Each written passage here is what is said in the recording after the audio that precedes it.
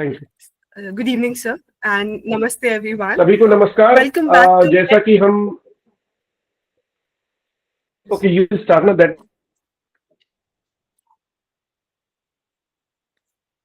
Is what I am. sir. Actually, आपकी आवाज काफी कट रही है, सर। सर, आपकी आवाज काफी कट रही है। Okay, we can start. Namaste and welcome, everyone. We're glad to have you all with us today. Welcome back to yet another lecture series on Srotas Vigyaniya, co-powered by Dharma Ayurveda and Pranabhisar Gurukul. नहीं सोनल जी, जैसा मैंने कि हम कुछ सभी बोला ही नहीं। जानते हैं, आप स्टार्ट करें। मैं आवाज आ रही है? जी सर, जी सर, ऑडिबल है सर। जी, जैसा कि हम सभी जानते हैं कि ये 15 days lecture series will be conducted by Bharat's most renowned Vaidya Prashant Tiwari sir. Sir is founder and director Dharma Ayurveda clinic and Panchakarma centre Bhopal. वैसे तो हम सभी सर से बहुत भली भांति परिचित हैं, लेकिन फिर भी जो इस पेज पे, जो इस चैनल पे नए हैं, उनके लिए मैं सर का ब्रीफ इंट्रोडक्शन देना चाहूंगी। Sir founder and director Dharma Ayurveda clinic और पंचकर्मा सेंटर भोपाल में है। सर गोल्ड मेडलिस्ट हैं BAMS फ्रॉम भारतीय विद्यापीठ Pune Maharashtra. Sir also sir has completed his MD in Panchkarma again from the same institute, Bharatiya Vidyapeeth Pune Maharashtra.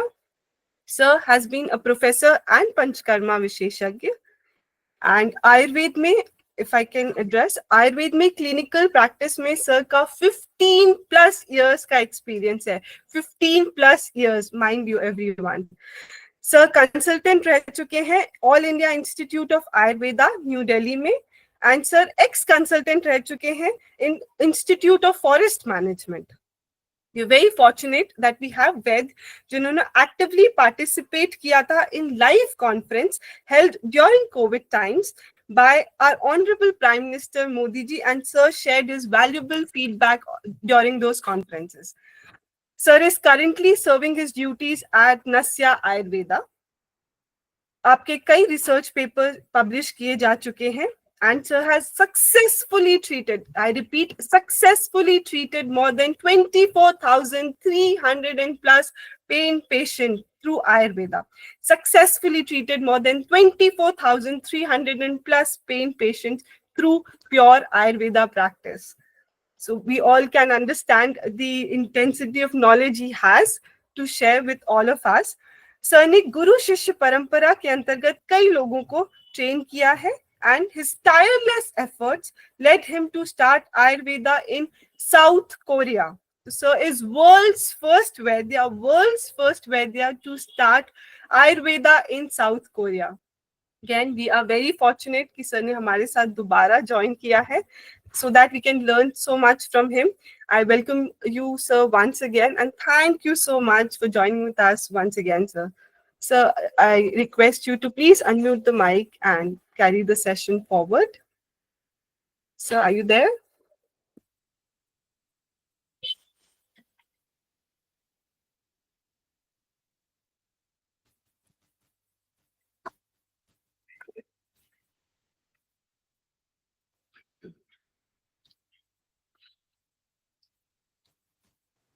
Hello. Actually, I have joined through this my personal ID. Okay, sir. I'm just. Yes, sir. I've made you the host, sir.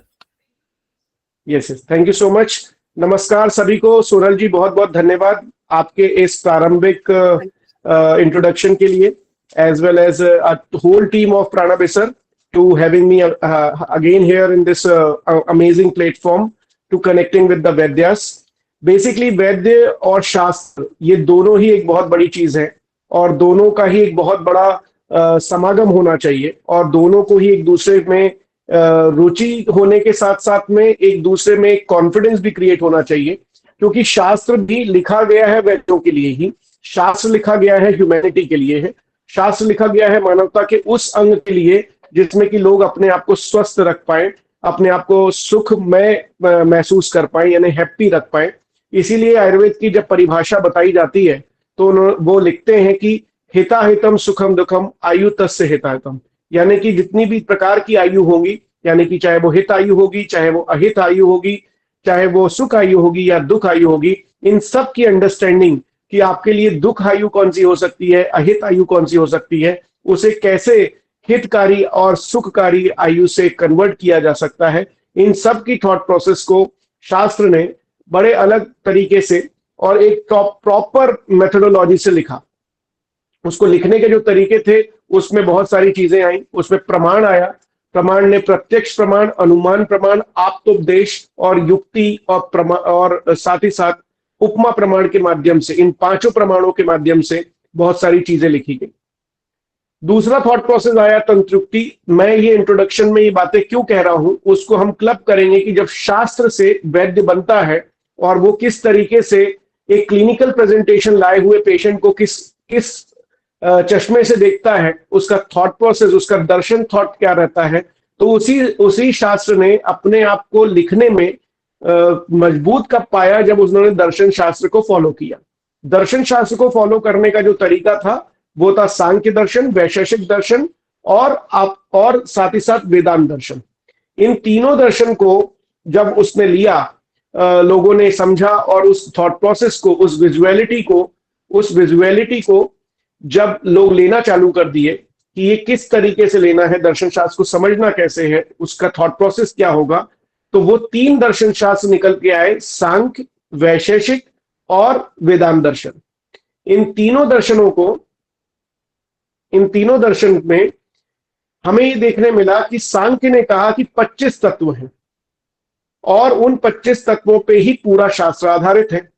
दूसरा segment लिखा वैशेषिक ने, जिसमें कहा कि परमाणु है और इन परमाणुओं के बेसिस पे ही पूरा शरीर, मन और आत्मा हमारा डिपेंड करता है। वेदांत दर्शन ने कहा कि वात पित्त कफ है, दोष धातु मल मूलम ही शरीरम, और ये थॉट प्रोसेस को लेकर मन, आत्मा और शरीर, इन तीनों की थॉट प्रोसेस ली गई। तीनों में कॉमन यही रहा कि सांख्य ने कहा कि हर एक चीज जो है इन 25 तत्वों से शुरू होगी, जिसमें कि प्रकृति और पुरुष होंगे, और वहां पर बेसिक तन्मात्राएं पंचमहाभूत बनाएंगी। पंचमहाभूतों से वात पित्त और कफ इवॉल्व होंगे और वात पित्त कफ के साथ में सप्त धातु बनेंगी, उनसे मल बनेगा और फाइनल कंक्लूजन यही होगा कि दोष धातु और मल इन मिला के शरीर बनेगा और उनमें मन और आत्मा जब इनकॉर्पोरेट कर जाएगी तो हमारा एक शरीर बन जाएगा। इस पिक्चर को समझने के लिए उन्होंने और इजी सूत्र बताए, जिसका नाम लिया हेतु, लक्षण और औषधि। इस हेतु, लक्षण और औषधि को पूरी कंडीशन में जब भी वैद्य या फिर कोई भी जो आयुर्वेद शास्त्र को जानकार होगा, वो लक्षणों को हेतुओं से लिंक करेगा और औषधि से लिंक करेगा। हेतु, लक्षण और औषधि का ये त्रिसूत्र पूरे वैद्य जगत के लिए शास्त्र की सबसे बड़ी कनेक्टिविटी है। ये आया कहां से? सांख्य, वैशेषिक और वेदांत के थॉट प्रोसेस से। ये आया कैसे? प्रमाण के बेसिस पे। ये इसको समझना कैसे है? वो है तंत्रयुक्ति से। और समझने की जो तीन मुख्य बिंदु हैं वो है हेतु, लक्षण और औषधि। पूरा वैद्य जगत इस पे ही आधार करके हर एक व्याधि को समझता है, चाहे वो व्याधि शास्त्र में लिखी हो, चाहे वो व्याधि शास्त्र में ना लिखी हो। जैसे कि जब हम स्रोतस को पढ़ना शुरू करते हैं तो ये तीन सूत्र हमारे दिमाग में कंटिन्यूसली चलते रहना चाहिए। एक है हेतु, एक है लक्षण, एक है औषधि। औषधि का मतलब सिर्फ मेडिसिन नहीं है। औषधि का मतलब है उस औषधि को देने के पीछे का प्रिंसिपल थॉट, यानी कि चिकित्सा का सूत्र। अब ये जो थॉट प्रोसेस है, ये जो हम कंबाइन करेंगे हेतु, लक्षण और औषधि को, तब हमें ये देखने मिलेगा कि कोई भी नई डिजीज हो या कोई भी आप डिजीज मॉडर्न साइंस से भी उठाएंगे या फिर वो मॉडर्न साइंस का क्लिनिकल प्रेजेंटेशन अगर आपके सामने आएगा तो उसे वो कहीं ना कहीं स्रोतस के माध्यम से डिकोड किया जा सकता है। जो हम जैसे अभी के एरा के वैद्य हैं, यानी कि पिछले एरा के जो वैद्य होते हैं वो तो बहुत ज्यादा इंटेलिजेंट होते थे, वो माइन्यूट दृष्टिकोण यानी माइक्रो लेवल थॉट प्रोसेस को बहुत ज्यादा जानते थे। लेकिन अगर हम इजी तरीका समझें, यानी कि अपनी प्रैक्टिस को किस तरीके से ब्यूटिफाई करें, तो देखा गया कि स्रोतस विज्ञानी जो सेगमेंट है वो बहुत इजी वे है हर एक डिजीज को डिकोड करने का। क्योंकि जितने भी व्याधियां लिखी गई, जितने भी चिकित्साएं लिखी गई, किसी भी शास्त्र में, वो सबका सब समागम जो हुआ वो स्रोतसों में हुआ, क्योंकि मूलतः दोष, धातु और मल, इन तीनों के लिंक स्रोतस बताए गए। यहाँ 13 चीजें हैं तो 13 स्रोतस है। तो वात पित्त कफ का जो सेगमेंट है, यानी कि दोष जो है, वो सभी स्रोतसों में है। यानी कि हमारी जो ह्यूमन बेसिक सेल है उसमें दोष भी है, धातु भी है और मल भी है। अब ह्यूमन बेसिक सेल भी तो शरीर ही है। तो शरीर का जब सबसे छोटा यूनिट जो है वो सेल है, तो हमारा जो शास्त्र है वो मैक्रो लेवल से लिखा गया, यानी कि एनवायरमेंटल साइंस, पूरा एनवायरमेंट को देखते हुए पंचमहाभूत के बेसिस से छोटे छोटे सेल तक उसका प्रेजेंस देखने में आया।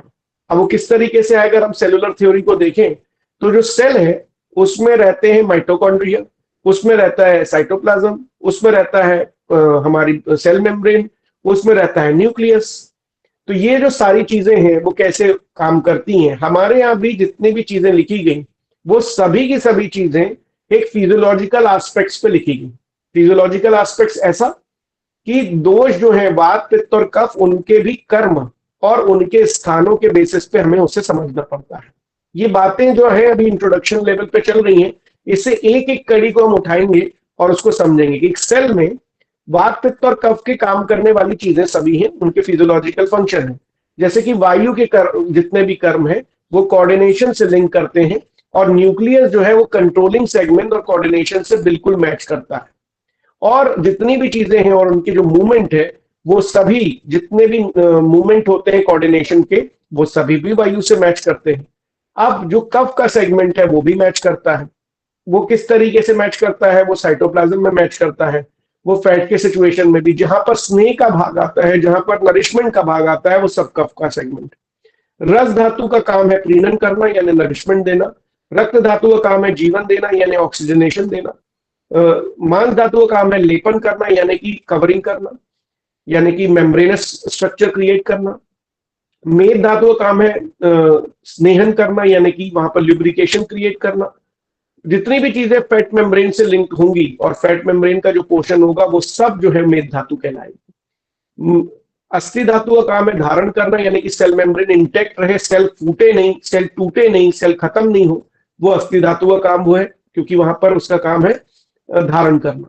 पूरण करना यानी कोऑर्डिनेशन करना, यानी मज्जा धातु का काम न्यूक्लियस से लेके जितने कोऑर्डिनेशन क्रिएट होते हैं उनका काम करना। और नए सेल को, एक सेल से नए सेल को बनाना यानी शुक्र धातु का काम है। यानी कि सारी की सारी धातु, दोष और मल हमारे सेल के सेगमेंट में भी रहते हैं। यानी कि हमारी theories about the Sankhya Darshan, about the Vaisheshika Darshan, about the Vedanta Darshan, ये सब कुछ सही मान्य है। बस ये है कि उन्होंने मैक्रो लेवल पे कहा, अपनी टर्मिनोलॉजी में कहा, हमें उसे डिकोड करना है। तो स्रोतसों को डिकोड करना बहुत ज्यादा जरूरी है। हमारे सामने पेशेंट आता है अपनी क्लिनिकल कंडीशन लेके, यानी कि उसे हमारी भाषा में लक्षण कहा जाता है। अब लक्षणों को दो भागों में विभाजित किया जाता है। एक होता है वैद्य संवेदी लक्षण, एक होता है रुग्ण संवेदी लक्षण। रुग्ण संवेदी लक्षण वो होते हैं जो सिम्टम्स हमें पेशेंट बताता है, और स्रोतसों को डिकोड करने की पहली कड़ी है लक्षण।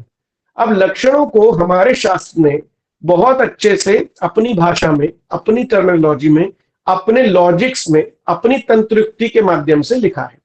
तो पहले हम ये समझें कि हमें स्रोतसों को डिकोड करने के लिए हमारे की पॉइंट्स क्या है। पहला की पॉइंट है हेतु, लक्षण और औषधि। हेतु, लक्षण और औषधि रेफरेंस है चरक सूत्र स्थान अध्याय 1 का। अब इस एक जो हमने प्रिंसिपल लिया है, यहां से जंप करता है यही प्रिंसिपल डायरेक्टली जाके चरक विमान स्थान अध्याय 5 में। यहां यूज होती है तंत्रुक्ति अतिदेश, एक जगह से मूव होके दूसरी जगह पे जाना और उस लॉजिक का इंटरप्रिटेशन करना। तो हमारा शास्त्र लिखा गया है तंत्रुक्तियों के बेसिस पे, मतलब कि उसकी कीज जो है वो तंत्रुक्ति है। तो हेतु, लक्षण और औषधि का जो त्रिसूत्र है वो लेकर हम पहुंचते हैं चरक विमान स्थान अध्याय 5 में। हर एक स्रोतस, चाहे वो प्राण व स्रोतस हो, उदक व स्रोतस हो, अन्न व स्रोतस हो, चाहे वो रस व, रक्त व, मांस व, मेद व, अस्थि व, मज्जा व, शुक्र व, मूत्र व, मल, पुरीश व, ये सभी जो है, इसके बाद स्वेद व, मनो व, वो अलग मैटर है, आर्तव व, वो अलग मैटर है, वो सारे भी। लेकिन ये जो बेसिक जो हमारे दोष, धातु और मल से संबंधित है, प्राण से संबंधित है, उदक से संबंधित है, अन्न से संबंधित है, ये जो स्रोतस है, जो इनके चैनल्स हैं, उनमें जो डिफॉर्मिटीज क्रिएट होती हैं वो हमें मिलेंगी हेतु, लक्षण और औषधि इन तीन कोडेड वर्ड्स में। अब हमें डिकोड करना है। तो इस पूरे सत्रों में जितने भी हम सत्र लेंगे उसमें स्रोतसों को डिकोड कैसे करना है उसको समझेंगे। आज मैं कुछ एग्जांपल्स दूंगा जिससे आपको एक इमेजिनेशन क्रिएट होगा कि स्रोतसों को डिकोड करने के लिए इसको यूज करना है। तो पहला मूल मंत्र है त्रिसूत्र आयुर्वेद, हेतु, लक्षण और औषधि। दूसरा सेगमेंट है तंत्रुक्ति का। दूसरा जो तंत्र यूज होता है वो यहां पर यूज होता है अतिदेश तंत्रुक्ति। अब उसको एग्जांपल देता हूं। यहां क्या होता है, रस व, रक्त व, मांस व, मेद व, अस्थि व, मज्जा व, शुक्र व, यहां पर इनकी चिकित्सा चरक मीमांसा में मेंशन नहीं है, ना इनके लक्षण मेंशन है। मतलब कि लक्षण तो कतई मेंशन नहीं है पूरी तरह। अब क्या होता है कि हम चरक मीमांसा अध्याय 5 का चैप्टर जब ऑर्थोडॉक्स तरीके से पढ़ना शुरू करते हैं तो हमें मिलता है कि रस व सोतस दृष्टि के हेतु तो मिलते हैं। वहां लिखा रहता है कि गुरु शीतम अति स्निग्धम अति मात्रम संशना रसवहानी दुष्यंती चिंतनाम अति चिंतया, ये स्रोतसों का लक्षण मिलता है। अब इस हेतु मिलता है। अब रसवा स्रोतस का ये जो हेतु है, गुरु शीत अति स्निग्ध अति मात्रा संशन चिंतन चिंता, ये सेगमेंट से हुआ क्या क्या होता है इन हेतुओं का सेवन कर लेने से। अब वो लक्षण तो वहां लिखे नहीं है। लक्षण कहां लिखे हैं, चरक सूत्रस्थान अध्याय 28 में अगेन तंत्रुक्ति यूज होती है और हमें वहां से जंप करके चरक सूत्रस्थान अध्याय 28 में आना पड़ता है। और वहां लिखा रहता है अश्रद्धा चा, अरुचि चा, हास्यवरसता, उल्लास, गौरव और ज्वर, क्लैब्यता, ऐसे बहुत सारे लक्षण जो रसवा सोतस दृष्टि के होते हैं वो क्लिनिकल प्रेजेंटेशन हमें देखने मिलता है चरक सूत्रस्थान 28 में, ना कि चरक मीमांसा अध्याय 5 में। अब आता है चिकित्सा लिखी रहती है फिर से चरक मीमांसा अध्याय 5 में और वहां लिखा रहता है सर्वे लंघनम औषधम। अब सर्व लंघन कहां पर है, तो फिर से तंत्रुक्ति यूज होती है और वो लिखा रहता है सर्व लंघन औषध जो है चरक सूत्रस्थान 22 में सभी प्रकार के लंघन ब्रहणी अध्याय में सभी प्रकार के लंघन लिखे हैं। जहां लिखा रहता है वमन भी लंघन है, विरेचन भी लंघन है, निरूबस्ती भी लंघन है और शिरोविरेचन भी लंघन है। यानी कि 4 प्रकार के जो मूलतः शोधन प्रक्रियाएं हैं वो लंघन के अंतर्गत आते हैं। ये कहलाती है शोधन लंघन। फिर आती है शमन लंघन, दीपन लंघन, पाचन लंघन, आतप लंघन, जल लंघन, भोजन लंघन, ये सब प्रकार के मतलब लंघनों के अलग अलग प्रकार बताए। अब ये सारे जो लंघन है ये आपको यूटिलाइज कैसे करने हैं, कौन सी तंत्रुक्ति यूज करनी है और कौन से युक्ति प्रमाण के माध्यम से आप सिलेक्ट करते हो कि मैं एक्चुअली इस पेशेंट में ये करूंगा, that is known as indication. अब हमारे पास पेशेंट आता है क्लिनिकल प्रेजेंटेशन लेके तो हम उसे डिकोड नहीं कर पाते। डिकोड क्यों नहीं कर पाते, क्योंकि हमें यहाँ तंत्रुक्ति भी यूज करनी है और प्रमाण को भी यूज करना है। तो ये जो श्रृंखला लेने का मेन मकसद यही है कि हम इस डिकोड मेथड को लें और आज के एरा के हिसाब से भी समझें कि पेशेंट अपने क्लिनिकल प्रेजेंटेशन तो अलग तरीके से लेके आता है। अब एक दूसरा एग्जांपल देते हैं। ये तो आपको समझ में है कि हेतु, लक्षण और औषधि को आपको डिकोड कैसे करना है, कोडेड लैंग्वेज में है। ये लक्षण लिखे हैं रसवा सोतस के जो कि चरक सूत्रस्थान 28 में है। हेतु लिखे हैं चरक मीमांसा 5 में। चिकित्सा लिखी है सर्व लंघन औषधम, उसमें से जो लंघन औषधि का प्रकार है वो उस डिकोड भाषा को समझने के लिए चरक सूत्रस्थान अध्याय 22 में गए। उसकी डेफिनेशन को एक्सपांड करने के लिए चरक चिकित्सा अध्याय 3 में जहां ज्वर में लंघन के प्रकार यूज करे गए हैं उन लंघनों को यूज करना चालू किया। तो ज्वर में हमें एक एग्जाम्पल मिलता है कि लंघन में वमन कब, मतलब ज्वर में वमन कब देना है, ज्वर में विरेचन कब देना है, ज्वर में बस्ती कब देनी है, निरूबस्ती, ज्वर में शिरोविरेचन कब देना है, कौन से द्रव्यों से देना है। अब द्रव्य सिलेक्शन क्राइटेरिया जो है वो चरक सूत्रस्थान अध्याय 2, 3 और 4 में बताया है। तो इतने चैप्टर्स को एक साथ यूज करना है और इन यूज करने का कठिन मेथड नहीं है। आपको सिर्फ चैप्टर्स के रेफरेंस याद होने चाहिए और वो रेफरेंस से आप अपने अपने एरिया के हिसाब से, अपनी अपनी कंडीशन के हिसाब से इसको बहुत ही आसान तरीके से आप पहुंचा पाएंगे। और जब उसे आप यूटिलाइज करने लग जाएंगे तो आपको इतना आनंद आएगा प्रैक्टिस करने में कि आपको क्लियरिटी हो जाएगी कि मैंने ये दवाई क्यों सिलेक्ट करी थी, ये औषधि ही क्यों सिलेक्ट करी थी। वमन के लिए मैंने मदनफल ही क्यों सिलेक्ट किया था, वमन के लिए मैंने जिमूतक ही क्यों सिलेक्ट किया था, एक श्वाकु को ही क्यों सिलेक्ट किया था, इस लेवल की माइन्यूटनेस जब आपको आने लग जाएगी तब आप बड़ी आसानी से पेशेंट की क्लियरिटी को देखने लगेंगे। अब दूसरा सेगमेंट आता है जिसमें हम समझते हैं कि मॉडर्न साइंस के लक्षणों को लेकर आया हुआ पेशेंट। अब उसे समझना कैसे है, जैसे कि मैं एक छोटा सा एग्जांपल से शुरू करता हूं। रस व स्रोतस के मूल स्थान भी होते हैं हृदय और साथ ही साथ दष्ट धमनियां, और प्राण व स्रोतस के स्थान होते हैं महास्रोतस और हृदय, दोनों में ही हृदय है। अब पेशेंट, हमें हृदय को एक्चुअली दो हृदय तो है नहीं, तो एक प्राणव स्रोतस का हृदय है और एक रसव स्रोतस का हृदय है। एक रसव स्रोतस का हृदय खराब किससे होता है? गुरु से, शीत से, अतिस्निग्ध से, अतिमात्रा से, समशन से, चिंता से और चिंतन से। ये उसके कोडेड हेतु हैं, ये लिस्ट है हेतुओं की। आप गुरु आहार में क्या खा रहे हो उसको फिर से आपको क्लासिफाई करना है, उसे क्वेश्चनर बनाना है और फाइनलाइज करना है कि हाँ ये खा रहा है। उसके आहार में बहुत ज्यादा डीप फ्राई ये चीजें खाता है, पूड़ी का इंटेक इतना है, पराठे का इंटेक इतना है, मटन का इंटेक इतना है, चिकन का इंटेक इतना है, पनीर का इंटेक इतना है, पोहे का इंटेक इतना है। डीप फ्राई में वो क्या क्या चीजें खा रहा है। तो गुरु क्या है, ठंडा क्या ले रहा है, स्निग्ध क्या ले रहा है, अति मात्रा में कितना लेता है, मतलब उसकी जो क्वांटिटी उससे ज्यादा ही ज्यादा तो नहीं खा रहा। ये सब ऑब्स्ट्रक्टेड कंडीशन यानी कि अवरोधात्मक संप्राप्ति। अब स्रोतस होता है चार तरीके से करा, अति प्रवृत्ति, संग, विमार्गमन और ग्रंथि। अब इनको हमें समझना होगा कि एक्चुअली कौन कौन सी कंडीशंस में क्या क्रिएट होता है। अब रसवा स्रोतस का जो हृदय है वो गुरु खाने से, शीत खाने से, अति मात्रा में खाने से, अति स्निग्ध खाने से, समशन करने से, थोड़ी थोड़ी देर में बहुत कुछ खा लेने से, और साथ ही साथ चिंता करने से, और एक्सेसिव थॉट प्रोसेस या स्ट्रेस लेके, चिंता यानी स्ट्रेस और चिंतन यानी कि बहुत ज्यादा ओवर थिंकिंग, पॉजिटिव डायरेक्शन में हो चाहे नेगेटिव डायरेक्शन में हो, चिंतन कहलाए। तो जो चिंतन वाला सेगमेंट है, इन सब में लोग आजकल ज्यादातर पीड़ित हैं। बहुत सारे थॉट प्रोसेस से, क्रिएटिव थॉट प्रोसेस से, नेगेटिव क्रिएटिव थॉट प्रोसेस से, इन सभी चीजों से वो लोग आते हैं। अब ये वाले अगर कैटेगरी का पेशेंट है तो हृदय की बीमारी अगर उसे हुई है, चाहे वो कफज हृदरोग हो, चाहे वो पित्तज हृदरोग हो या फिर कफ पित्तज हृदरोग हो, ऐसी सारी सिचुएशन से अगर वो पीड़ित होता है तो उसे अश्रद्धा, आरुचि, आस्यवरसता, गौरवता, उल्लास ऐसे लक्षण आते हैं। वो क्लिनिकल प्रेजेंटेशन लेके ही आता है। हृदरोग की कंडीशन है। कार्डियक कंडीशन में जो पेशेंट हैवीनेस लेके आता है, जो पेशेंट ये कंडीशन लेके आता है कि उसे कोई भी फूड अच्छा नहीं लग रहा, उसे बहुत ज्यादा थकावट रहती है, उसे ऐसा लगता है कि सांस लेने में भी भारीपन लग रहा है, ये सारे लक्षणों को अगर वो लेकर आता है तो यहां पर रसवा स्रोतस का हृदय खराब है और वहां पर चिकित्सा करनी है लंघन बेसिस पे। वहां डिटॉक्स किया जा सकता है और डिटॉक्स करने के लिए इंडिकेटेड भी है, कफज हृदरोग में भी और पित्तज हृदरोग में भी विरेचन करने के लिए इंडिकेटेड है। लेकिन हमें डर लगता है कि एक्चुअली कब करना है, आयुर्वेद में कैसे करना है। तो that is in cardiac situation you should understand which kind of cardiac situation, कौन सी प्रकार की कार्डियक सिचुएशन के सामने आपके सामने पेशेंट आया है। अगर उसने ये सारे हेतु लिए हुए हैं और ऐसे लक्षणों के सामने है तो आपको चिकित्सा सिद्धांत बताता है कि लंघन करना है।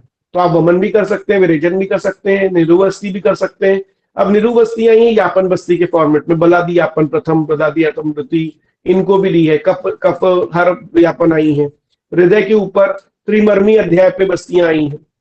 उसके बाद शिरोविरेचन करने के लिए भी द्रव्यों को बताया गया है। त्रिमर्मी में हृदरोग में आने वाले शिरोविरेचनों का भी मेंशनिंग करी गई है। सो ये जो हमें आंसर तो फिर मिलते जाएंगे कि हमें क्या करना है, या फिर सिंपल दीपन करना है, सिंपल पाचन करना है। इन सिचुएशंस को भी हम समझ पाएंगे कि ये सिंपल दीपन पाचन करके भी यूटिलाइज हो सकता है। तो सिंपल दीपन पाचन को आप बहुत सिंपल मत समझिए, बहुत अच्छे थॉट प्रोसेस से समझिए कि अगर वो गुरु, शीत, अतिस्निग्ध, अतिमात्रा, समशन ऐसा वाला पेशेंट है, कार्डियक सिनेरियो से आया है, कार्डियक सिनेरियो में उसकी सिचुएशन ऐसी बैठ रही है कि उसका ईएफ इजेक्शन फ्रैक्शन भी कम आ रहा है, कार्डियक ब्लॉकेजेस भी 60 to 70% है, बॉडी में हैवीनेस लग रही है, उसे किसी भी चीज में टेस्ट नहीं आ रहा है, नींद बहुत आती रहती है, हर चीज में ऐसा लगता है जैसे उल्टी जैसे मन लगने लगता है। ये सब लक्षण, उल्लास हो, चाहे अश्रद्धा हो, चाहे अरुचि हो, चाहे आस्यवरसता हो, चाहे गौरवता हो, चाहे बीच बीच में ज्वर के लक्षण आ रहे हो, ये सब रसवा स्रोतस के हैं। अब ये पेशेंट जब हमारे पास आता है तो हमें लंघन हमारी प्रायोरिटी हो जाता है। लंघन में दीपन पाचन औषधि, सिंपल बेसिक दीपन और पाचन औषधि जैसे चित्रकादिवटी है, हिंगवाष्टक चूर्ण है, इनके माध्यम से भी बहुत अच्छे रिजल्ट आ सकते हैं ऑब्स्ट्रक्टेड कंडीशन में। कार्डियक कंडीशन में हाइपरटेंसिव ना हो, लेकिन कार्डियक सिनेरियो खराब होने लग जाए तो आपको ह्रस्वस्रोतस की चिकित्सा करनी चाहिए। दूसरी सिचुएशन आती है, हृदय दूसरा किसके पास, दूसरा हृदय है प्राणवस्रोतस के पास, लेकिन उसके हेतु देखिए बिल्कुल अपोजिट है। शयात संधारणात रोक्षात व्यायामात शुद्धितस्य च। एक व्यक्ति भयंकर एक्सरसाइज करता है, बहुत अच्छे लेवल से एक्सरसाइज कर रहा है, लेकिन उसके बाद भी ये प्रॉब्लम आ रही है।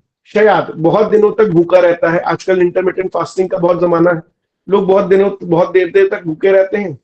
सिनेरियो उनका ऐसा रहता है कि उन्हें बहुत ज्यादा भूख लग रही है, लेकिन उसके बाद भी वो नहीं खाना खा रहे हैं, बहुत देर तक फास्टिंग कर रहे हैं। लोग बोलते हैं इंटरमिटेंट फास्टिंग इज अमेजिंग, लेकिन वो ह्रस्वस्रोतस में अमेजिंग थी, वहां लंघन की जरूरत थी। लेकिन प्राणवस्रोतस का पेशेंट जिसमें कि ये सारे लक्षण आ रहे हैं, वो क्लिनिकल प्रेजेंटेशन लेके आता है, आई एम हैविंग डिस्निया, सांस लेने में तकलीफ हो रही है, हैवीनेस आ रही है, तो वहां यही लिखा है कि सांस लेने में धीरे धीरे सांस लेता है, जल्दी जल्दी सांस लेता है, हाइपर वेंटिलेशन में जाता है, या फिर सांस आती ही नहीं। तो तीनों ग्रेड के डिस्निया जो है वो हाइपर वेंटिलेशन सिचुएशन में हो, चाहे डिस्निया सिचुएशन में हो, चाहे एनी काइंड ऑफ डिस्निया की ग्रेड्स में हो, वो सभी की सभी सिचुएशन प्राणवस्रोतस के हृदय को अफेक्ट करती हैं। और प्राणवस्रोतस में जो हृदय अफेक्ट होता है उसके हेतु होते हैं शयात संधारणा। संधारण मतलब कि यूरिन के फ्लो को रोकना, मोशन के फ्लो को रोकना, बहुत देर तक मीटिंग में फंसे रहना, लेकिन वहां लगातार बैठे रहना, अपने आप को कंप्रोमाइज सिचुएशन में रखना कि हमको मोशन को रोक के, यूरिन को रोक के बहुत देर तक भी हम बैठे रहते हैं। अपने सारी चीजों के संधारण करना, चाहे वो कायिक हो, चाहे वाचिक हो, चाहे मानसिक हो, इन चीजों को भी वो बहुत ज्यादा कंट्रोल, एक्सेसिव लेवल पे कंट्रोल करना। जैसे कि कई लोग जो रहते हैं वो अपने अश्रु के वेग को धारण करते हैं, कई लोग अपने मूत्र के वेग को धारण करते हैं, पुरीश के वेग को धारण करते हैं। ये वेग जो है वो धारण नहीं करने हैं। किसको धारण करना है? कुछ भी बोल देने से, कायिक लेवल पे, या फिर लड़ाई कर लेने से, आपको गुस्सा आ रहा है, आपने मार दिया, कायिक, वाचिक और मानसिक लेवल पे वो चीजों को कंट्रोल सेगमेंट जो है उनको कंट्रोल करने के लिए कहा है। जो अधारणीय वेग है उनका लोग लेकिन धारण कर रहे हैं, तो ये प्रॉब्लम जो है इसे कहते हैं संधारण। शयात संधारणात रोक्षात, बहुत ज्यादा रुक्ष आजकल खा रहे हैं, घी बिल्कुल बंद है, तेल बिल्कुल बंद है, लेकिन कौन सा घी बंद करना ये मालूम ही नहीं। गोघृत का सेवन करना बहुत ज्यादा अनिवार्य है, लेकिन लोग गोघृत का सेवन बिल्कुल नहीं करते। देसी गाय जितनी भी प्रकार की हमारे पास भारत में है, उनके किसी भी प्रकार के घी का लोग सेवन नहीं कर रहे हैं, ये सबसे बड़ा प्रॉब्लम है।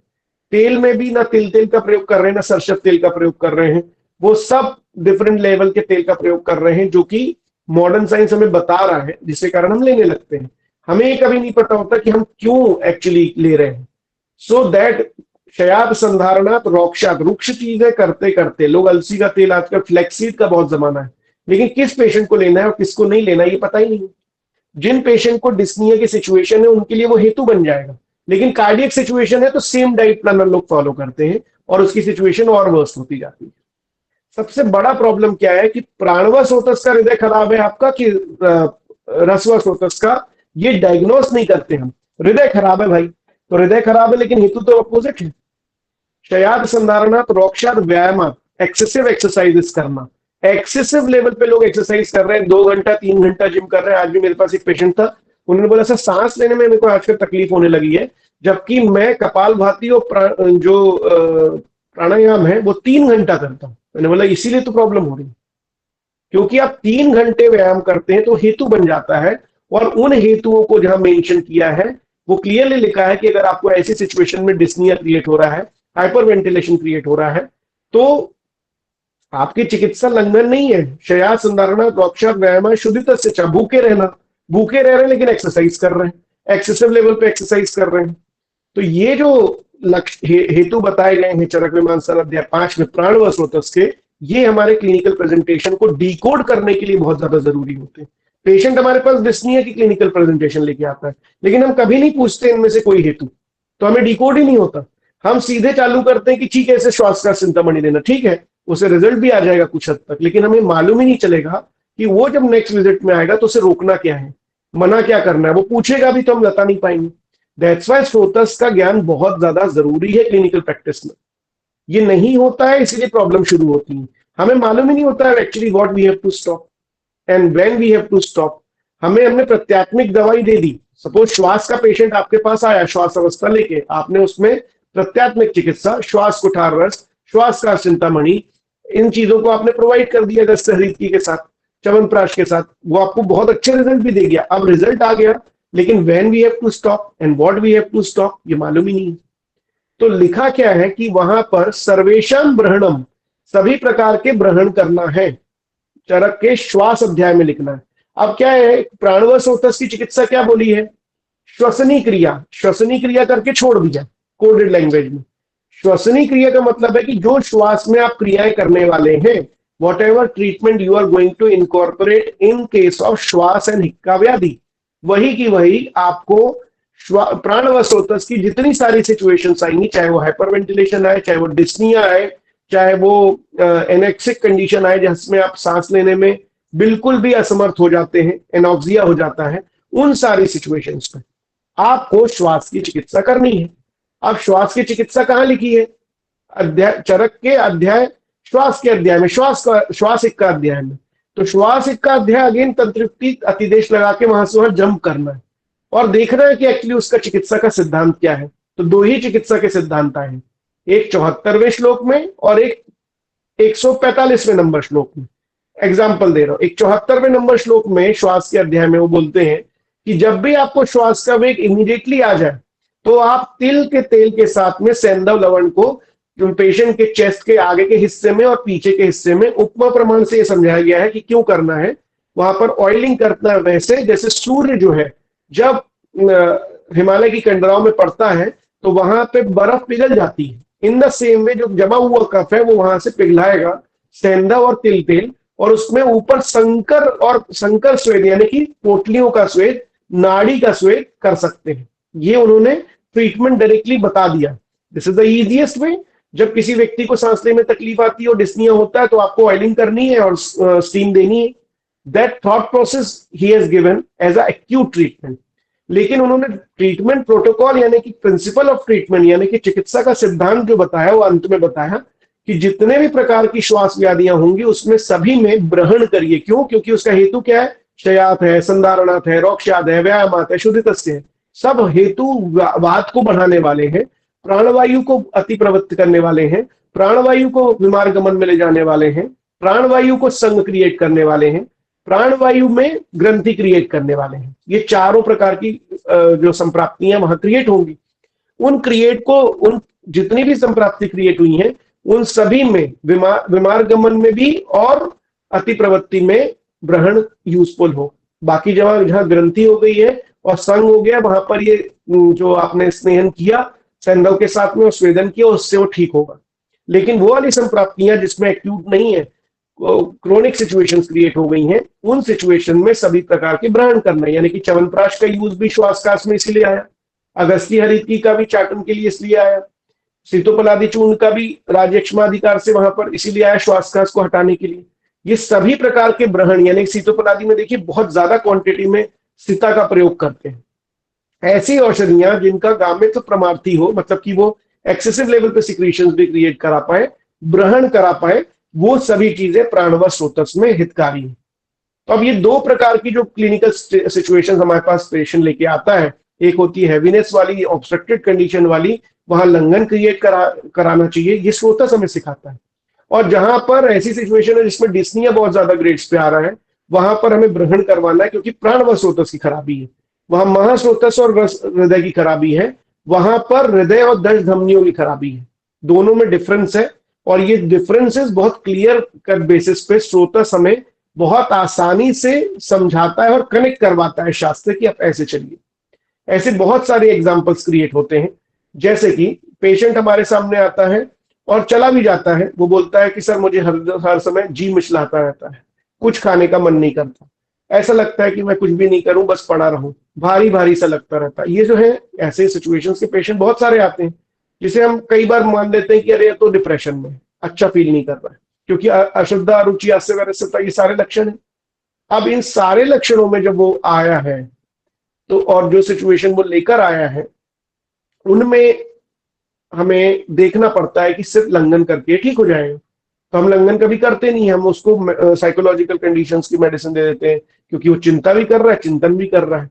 अब रसवसोतस इतने ब्रॉड स्पेक्ट्रम में हमें चीजें समझा रहा है और हम समझ रहे हैं कि भाई अगर किसी ने चिंता और चिंतन करी तो मनोवसोतसी है, लेकिन ऐसा नहीं है। लेकिन अगर वो लक्षण दिखा रहा है अश्रद्धा, अरुचि, हास्य वैरस्यता के, तो हमें ये समझना होगा कि भाई यहाँ पर सिर्फ लंघन करके, यानी कि चित्रगादी वटी देके भी और हिंगवाष्टक चूर्ण देके भी पेशेंट को ठीक किया जा सकता है। बड़े वैद्य लोग यही करते थे। वो क्या करते थे, हिंगवाष्टक चूर्ण दिया, समझाया उसे, सत्वावजय चिकित्सा भी दी, उससे बोला ऐसे जब उसका चिंता और चिंतन हो रहा है, ये समझ गए कि इसका हेतु ये है, उसे कहा कि मंदिर भी जाना है, अपनी स्पिरिचुअल जोन पे भी जाना है, ये करना है। तो ये जो कनेक्ट है और ये जो अंडरस्टैंडिंग है कि व्हाट ट्रीटमेंट, वो जो युक्ति हमें आती है, वो आती है स्रोतों के डीप नॉलेज से। जब हम डीप में जान जाते हैं कि ये व्यक्ति को भाई ये सिचुएशन क्रिएट हो रही है, तो अश्रद्धा है, अरुचि है, हास्यवैरस्यता है, उल्लास है, गौरव है, तंद्रा है, ये सब हो रहा है, और पेशेंट जो है वो लगातार ओवर थिंकिंग में है। तो आप देखिए आजकल ओवर यूज ऑफ वर्किंग में क्या हो रहा है, लोगों को 12 घंटे 15 घंटे काम कराया जा रहा है, लोगों को किसी भी चीज में मन नहीं लग रहा, चिड़चिड़ाहट लगा रही है, वो बात नहीं कर पा रहे हैं।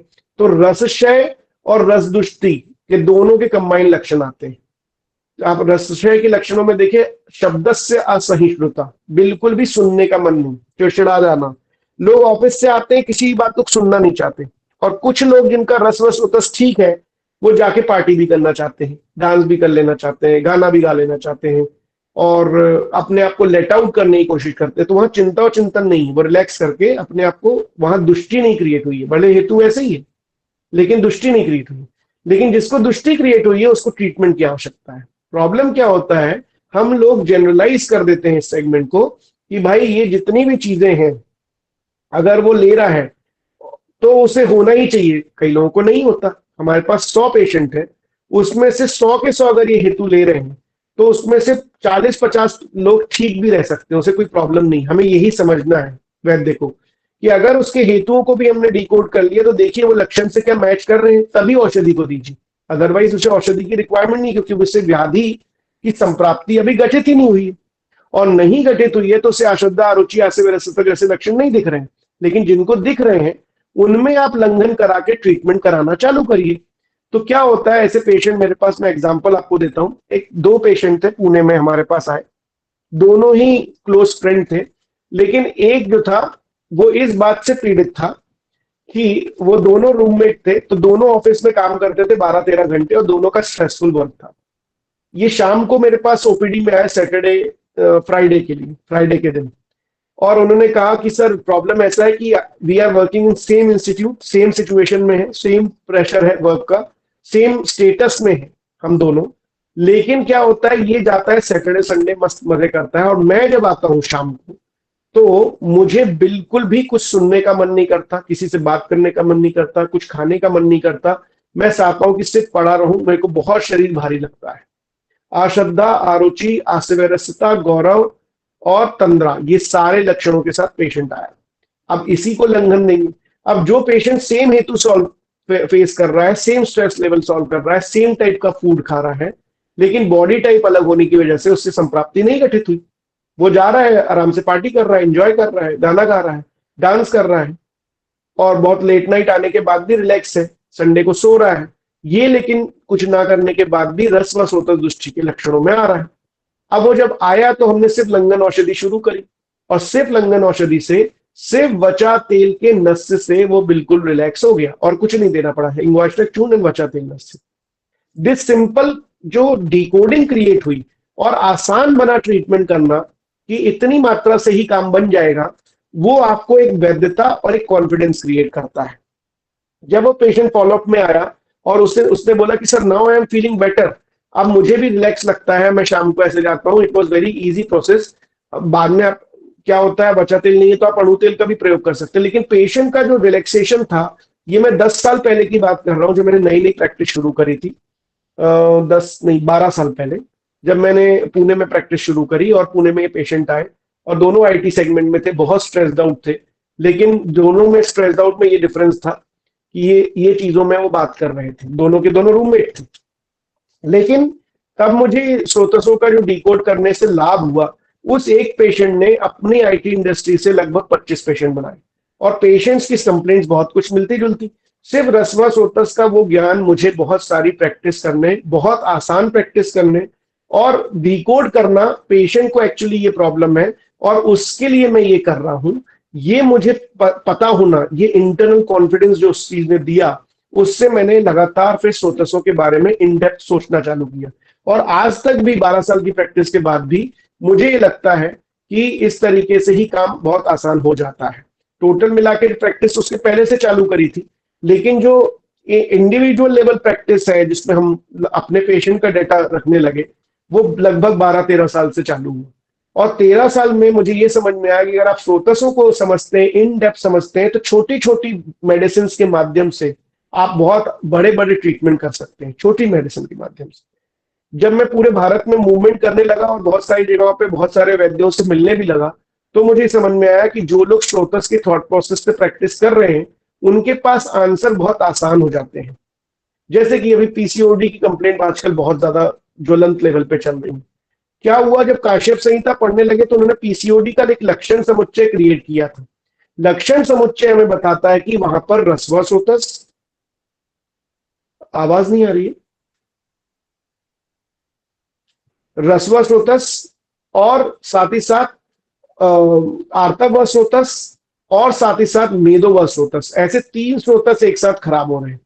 तो हम क्या करते हैं, जब 3 स्रोतस एक सिंड्रोमिक सिचुएशन में हमारे पास पेशेंट आता है कि पॉलिसिस्टिक ओवेरियन डिसऑर्डर नहीं और पॉलिसिस्टिक ओवेरियन सिंड्रोम हो गया, पीसीओएस हो गया, तो वो जब सिम्टम लेके आता है कि उसे हिर्सुटिज्म भी हो रहा है, वेट भी गेन हो रहा है, मून काइंड ऑफ फेस भी हो रहा है, मूड स्विंग्स भी हो रहे हैं, स्किन के जो सेगमेंट है उनमें भी वीकनेस आ रही है, पीरियड्स इरेगुलर हैं, सब कुछ एक साथ हो रहा है। तो हम जब देखते हैं आर्तव स्रोतस, रस्वा स्रोतस और मेदो स्रोतस के कॉमन फैक्टर्स को निकालना चालू करते हैं, तो हमें ये देखने मिलता है कि उसकी डाइट का जो सेगमेंट है वो भी पुअर है, जिसके कारण जो है मतलब जो मेदो स्रोतस से हमें डाइट के सेगमेंट्स निकल के आते हैं, जो मेदो स्रोतस और रस्वा स्रोतस में बहुत कॉमन निकल के आते हैं। गुरु, शीत और अति स्निग्ध जैसे सेगमेंट्स डिकोड होने चालू होते हैं। आर्तव स्रोतस और रस्वा स्रोतस में समानता मिलती है कि रस के उपधातु से ही आर्तव बन रहा है, तो रस के जो कॉमन सेगमेंट है वो वहां पर बहुत ज्यादा इनकॉर्पोरेशन में आते हैं। तो चिकित्सा सेगमेंट भी आप समझिए, रस्वा स्रोतस, आर्तव स्रोतस और मेदो स्रोतस तीनों जगह लंघन कॉमन सेगमेंट आया है। और इस लंघन कॉमन सेगमेंट में हमें सिलेक्ट करना पड़ता है कि वमन, विरेचन, बस्ती और शिरोविरेचन, इसका best line of langhan treatment create हो रहा है। तो हम वहां पर वमन भी प्लेस करते हैं, विरेचन भी प्लेस करते हैं, निरूपण बस्तियां भी प्लेस करते हैं और एक प्रोटोकॉल डिजाइन करते हैं कि हम इस पेशेंट को 180 to 120 डेज लेंगे, हम उससे 6 मंथ का टाइम लेते हैं पेशेंट का और 6 साइकिल्स को कंटिन्यूसली चेक करते रहते हैं। वमन भी कराते हैं, विरेचन भी कराते हैं, बस्तियां भी कराते हैं और साथ ही साथ में शिरोविरेचन भी देते हैं। ये सारी चीजें जब देने के बाद पेशेंट, हमारे पास बहुत सारे डेटाज हैं जिसमें वो पूरा का पूरा कवर होता है। कई पेशेंट शोधन नहीं ले पाते, तो आपको लंघन पता रहता है, तो आप इस पेशेंट को लगातार दीपन, पाचन, अपान काल में, अब यहाँ पर एक और ग्रंथ का सेगमेंट आता है जिसे कहते हैं औषध सेवन काल, जो हम ज्वाइन करते हैं, हम समझते हैं कि औषध सेवन काल है लेकिन कभी इनकॉर्पोरेट नहीं करते, यूज नहीं करते। अपान काल में औषधि को देना, यानी कि भोजन के पहले औषधि को देना, चाहे वो आर्तव की प्रॉब्लम हो, चाहे वो मूत्र की प्रॉब्लम हो, चाहे वो पुरीश की प्रॉब्लम हो, चाहे वो शुक्र की प्रॉब्लम हो, इन चारों के अगर निष्क्रमण में कोई प्रॉब्लम आ रही है, ऑब्स्ट्रक्शन क्रिएट हो रहा है, तो हमें अपान क्षेत्र को एक्टिवेट करना है, अपान वायु को एक्टिवेट करना है।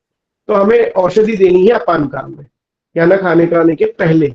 और खाने की जो लिस्ट होगी वो इस सिचुएशन में लंघनी लिस्ट बनानी पड़ेगी, जैसे कि मूंग दाल होगी, लौकी होगी, तोरई होगी, जो मल्टीग्रेन चपातियां होंगी, और गाय का घी होगा, और छोटे वाले चावल होंगे, पापड़ मूंग दाल के होंगे, और जो स्वीट होगा वो ऐसा स्वीट होगा जो कि मूंग दाल से बनेगा और गोघृत से बनेगा।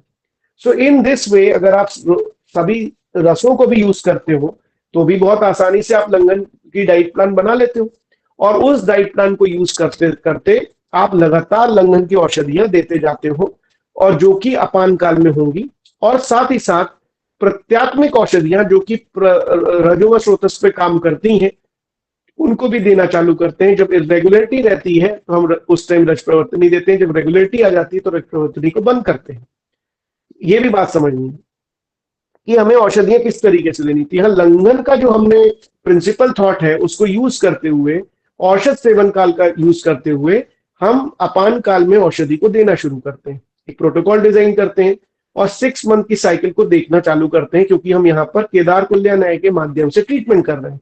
यहाँ पर हम खले कपोत न्याय के ट्रीटमेंट नहीं कर पा रहे क्योंकि पेशेंट वमन विरेचन, बस्ती, निरू बस्ती और साथ ही साथ शिरोविरेचन लेने में असमर्थ है, तो प्रत्यात्मिक चिकित्सा नहीं हो पाई, तो हमें केदार कुल्या न्याय से धीरे धीरे करनी पड़ेगी, तो वो हमें टाइम टेकिंग होगी। तो ये पेशेंट को भी समझाना पड़ेगा कि it will take more time, so we have to convince that patient. लेकिन हमें अगर शास्त्र का नॉलेज नहीं है कि क्यों वमन करना है, क्यों विरेचन करना है, क्यों बस्ती करनी है, तो हमें प्रॉब्लम आता है। क्योंकि आपको डिकोड करना भी है शास्त्र को, तो एक रास्ते से करना पड़ेगा, और वो रास्ता है स्रोतस, और उसके माध्यम से आप बहुत आसानी से हर एक कंडीशन को ट्रीटमेंट जोन पे पहुंचा सकते हैं, और पहुंचना ही चाहिए। अब आती है बहुत सारी सिचुएशंस हमारे सामने आते हैं। लिवर हेपेटोटॉक्सिसिटी का पेशेंट हमारे पास आता है, लिवर जो है हाइपर बिलिरुबिनिया का पेशेंट हमारे सामने आता है। हम उसमें रक्त व स्रोतस पे कोई काम नहीं करते, हम यकृत को भी नहीं देखते, हम कभी कोशिश भी नहीं करते कि इस पेशेंट को लगातार विरेचन दे, हमें लगता है उसका बल नहीं है। लेकिन नित्य विरेचन की मेथोडोलॉजी वहीं से आती है, जो प्रोसेस रक्त पे काम करनी है, रक्त दुष्टि पे काम करनी है, वहां हम पर नित्य विरेचन की यूज करनी है। अब विरेचक द्रव्यों को चरक कल्पिस्तान में बताया है, लेकिन हम कभी यूज ही नहीं करते। वहां देखने पड़ेगा कि जहां पर भी आपको ऐसे पेशेंट है जो सुकुमार हो चुके हैं, जिनकी कंडीशन नहीं है, जिनमें बहुत ज्यादा स्ट्रेंथ नहीं बची है, उनमें नित्य विरेचन आरगवत से करने के लिए बोला है, इंडिकेटेड है। तो आपको सिंपल उसको आरगवत का यूज करना है और एवरीडे उसी के माध्यम से रेचन कराते हुए उसे यूटिलाइज करना है। पुनर्नवा का प्रयोग करना है। पुनर्नवा का प्रयोग क्यों करना है? क्योंकि पुनर्नवा जो है वो ऑस्मोसिस प्रोसेस से मूत्रण प्रक्रिया करता है। जहां पर अगर बहुत ज्यादा वाटर रिटेंशन हो गया और बिलिरुबिनिया क्रिएट हो रहा है, तो वहां पुनर्नवा का यूज करिए, भूमि अम्लकी का प्रयोग करिए, कालमेघ का प्रयोग करिए। वो इसलिए प्रयोग करना है क्योंकि ये इनमें से पुनर्नवा जो है वो अपने तिक्त रस से वायवीय और आकाशीय गुण के माध्यम से जल को खींच के मूत्र मार्ग से निकालता रहे। तो ये जो रेचन की प्रक्रिया है, मूत्र विरेचन और ये पुरुष विरेचन, इनके माध्यम से हम विरेचन जो डेली डेली करवा के ऐसे जो बिलिरुबिनिया के पेशेंट है, हाइपर बिलिरुबिनिया के, उनको ठीक करते हैं और बहुत आसानी से ठीक होते हैं। ये कॉन्सेप्ट कहां से आया? रक्त व स्रोतस दुष्टि है, यकृत और प्लीहा के विकार क्रिएट हो रहे हैं, और वहां पर रक्तमोक्षण और विरेचन इज द प्रायोरिटाइज ट्रीटमेंट, जो कि रक्त पित्त हरि क्रिया, रक्त पित्त हरि क्रिया में बोला गया है कि virechan with raktamokshan is the priority treatment. What is the secondary line of treatment? जहां पर पेशेंट एकदम एग्जॉस्ट हो चुका है, वहां बोला है कि आपको तर्पण करना है। तर्पण किसी भी चीज से तो कर नहीं सकते, तो वहां सत्तू का प्रयोग कब लाना है, लाजा मंत्र का प्रयोग कब लाना है, इनको प्रयोग करते हुए भी पेशेंट को करते हैं। जिनमें पेशेंट एग्जॉस्ट है लेकिन वाटर रिटेंशन ज्यादा नहीं है, जिन पेशेंट में एग्जॉर्शन क्यों हुआ है, क्योंकि वहां से ब्लीडिंग बहुत एक्सेसिव लेवल पे हो गई। तो हमारे पास चाहे वो रक्तर्ष का पेशेंट आए, चाहे वो रक्तपित्त का पेशेंट आए, चाहे वो एपिक्सेक्सिस का पेशेंट आए, ये सब रक्त व स्रोतस की कैटेगरी में आते हैं, और इनको ट्रीट करने के जो तरीके हैं वो यही कॉमन तरीके हैं। आपको 3 प्रिंसिपल ऑफ थॉट्स पे लेकर, विरेचन, रक्तमोक्षण एंड तर्पण, तो आपको सिलेक्ट करना पड़ता है। ऐसे हर एक स्रोतसों के ऊपर है। जैसे कि एक और इंटरेस्टिंग बात स्रोतसों में बताऊं तो शुक्र व स्रोतस की दृष्टि, शुक्र धरा कला सर्वधरा कला है। हमारी बॉडी के हर एक मेम्ब्रेनस सेगमेंट में शुक्र धरा कला आती है। अब उस शुक्र धरा कला में इंपॉर्टेंट सेगमेंट ये है कि ये बताया शुक्र व स्रोतस दृष्टि के हेतु क्या है। उसने बोला शस्त्र क्रिया। बहुत बार अगर मल्टीपल टाइम आपका ऑपरेटिव प्रोसीजर हुआ है तो आपका शुक्र खराब होगा, शुक्र खराब होगा तो आपकी स्ट्रेंथ खराब होगी, स्ट्रेंथ खराब होगी तो आपका ओज खराब होगा, क्योंकि शुक्र से तो ओज ही बनने वाला है। तो इम्यूनिटी लॉस जो आजकल पेशेंट को हो रही है वो मल्टीपल टाइम ऑपरेटिव हिस्ट्री से भी होती है। मैं साउथ कोरिया जब प्रैक्टिस करने गया तो वहां मैं कैंसर के जो पेशेंट्स थे वो मेरे पास ओपीडी के लिए आने लगे। तो जब मैं ओपीडी के लिए वो पेशेंट आने लगे तो हम उनकी हिस्ट्री रहती थी, first this cancer surgery, then second this cancer surgery, third this cancer surgery, after that a very little chemotherapy. दोनों कॉम्बिनेशन, चाहे वो अग्नि से हो, चाहे वो क्षार से हो, चाहे वो अणुगामित से हो, चाहे उनके प्रभाव से हो, चाहे वो शस्त्र क्रिया से हो, उनके ओज को कम करते हैं, उनकी इम्यूनिटी लॉस करते हैं। वहां पर सिंपल स्वर्ण का प्रयोग करना, घृत का प्रयोग करना, मधु का प्रयोग करना, पंच प्रसूतिक बस्तियों का प्रयोग करना, जिससे उनकी इम्यूनिटी स्ट्रेंथ में आए। तो हमने बहुत सारे ऐसे पेशेंट जिसमें एक्सेसिव लेवल इम्यूनिटी लॉस थी, उनसे कंसेंट लेके हमने वहां पंच प्राकृतिक बस्ती, जिसमें कि घृत, तेल, मधु और दुग्ध, सिर्फ इसी को यूज किया है, घृत, तेल, मधु और दुग्ध। इनको यूज करके जब हमने उसे बस्तियां देना शुरू किया तो वहां पर इम्यूनिटी डेवलपमेंट आई। ये भी स्रोतस के लेवल से हुआ। शुक्र व स्रोतस का हेतु शस्त्र था, शार था, अग्नि था, ये सारे इसके हेतु थे, जिसमें शस्त्र कर्म हेतु बहुत बड़ा मेरा, और उनके बेसिस पे हमने शुक्र की स्रोतस की चिकित्सा, मधुर और तिक्त रसों से देने वाली बस्तियां, उनको यूटिलाइज करना चालू किया। और हमें देखने मिला कि वहां पर चरक सिद्धि स्थान अध्याय 8 में पंचप्राकृतिक बस्ती बल और वर्ण का लॉस जिसमें होता है उसको चालू करें। तो पेशेंट जो हमारे पास 36 केजी में आया, वो वहां पर 48 केजी तक पहुंचा विद इन 16 डेज, और उसकी स्ट्रेंथ बढ़ गई, उसकी जो कैपेसिटी थी वो इंप्रोवाइज हो गई, बल वर्ण के जो सेगमेंट थे वो बढ़ गए, स्ट्रेंथ बढ़ गई, बोलने की कैपेसिटी बढ़ गई, काम करने की कैपेसिटी बढ़ गई। जो 3 साल से घर से बाहर नहीं निकला था वो पेशेंट 2 महीने 12 दिन के ट्रीटमेंट के बाद स्टेज पे जाके सभी अपने जो स्टूडेंट्स हैं उनके वापस लेक्चर शुरू कर देता है। तो ये जो इनकॉर्पोरेशन हमें मिला, उससे हमें ये समझ में आया कि ये जो सही टेक्निक है वो स्रोतसों के माध्यम से आसानी से डिकोड होती है, और हमें कब कौन सी बस्ती कैसे यूटिलाइज करनी है, कब क्या काम करना है, यापन बस्तियों का कैसे यूटिलाइजेशन करना है, ग्रहण बस्तियों का कैसे यूटिलाइजेशन करना है, निरूहन बस्तियों का कैसे यूटिलाइजेशन करना है, ये सब समझ में आया। तो यहाँ पर जो सेकेंड सेगमेंट आया, how to, second segment is लक्षणों को डिकोड करना, और तंत्रुक्ति, अतिदेश तंत्रुक्ति। तीसरा जो सेगमेंट है जो हम यूज करते हैं सबसे ज्यादा, वो है औषधियों के जो सूत्रस्थ हैं उनको औषधि के चिकित्सा स्थान से निकालना और उसको यूटिलाइजेशन करना। लास्ट जो सेगमेंट है वो है महाकषायों का प्रयोग करना, और उसके बाद आता है एक और प्रिंसिपल जिसका नाम है औषध सेवन काल, आयुर्वेदा क्रोनो फार्माकोलॉजी। क्रोनो मतलब कि किस काल में किस समय में औषधि को देना है, उसके फार्माकोलॉजिकल एक्शन किसने कितने डिफर कर जाते हैं, ये भी स्रोतसों में अगर हम इनकॉर्पोरेट करते हैं, ये चीजों का एक पैकेज क्रिएट करते हैं, तो पेशेंट को समझाना और उसे साइंटिफिकली प्रूव करना बड़ा आसान हो जाता है, क्योंकि हमारे हर चीज के रेफरेंस हो जाते हैं। अब ये बात जब मैं पढ़ रहा था, जब समझ रहा था, तो मैंने चरक सूत्रस्थान अध्याय 1 को देखा, जहां पर ये देखने मिला कि सत्वावजय चिकित्सा पेशेंट ज्ञान और विज्ञान के माध्यम से आपसे सत्व, मतलब कि उनके माइंड से कनेक्ट होता है। हाउ नॉलेजेबल यू आर, आप अपने नॉलेज को किस तरीके से उससे शेयर करते हो, कौन से साइंटिफिक पैरामीटर को उसके सामने रखते हो।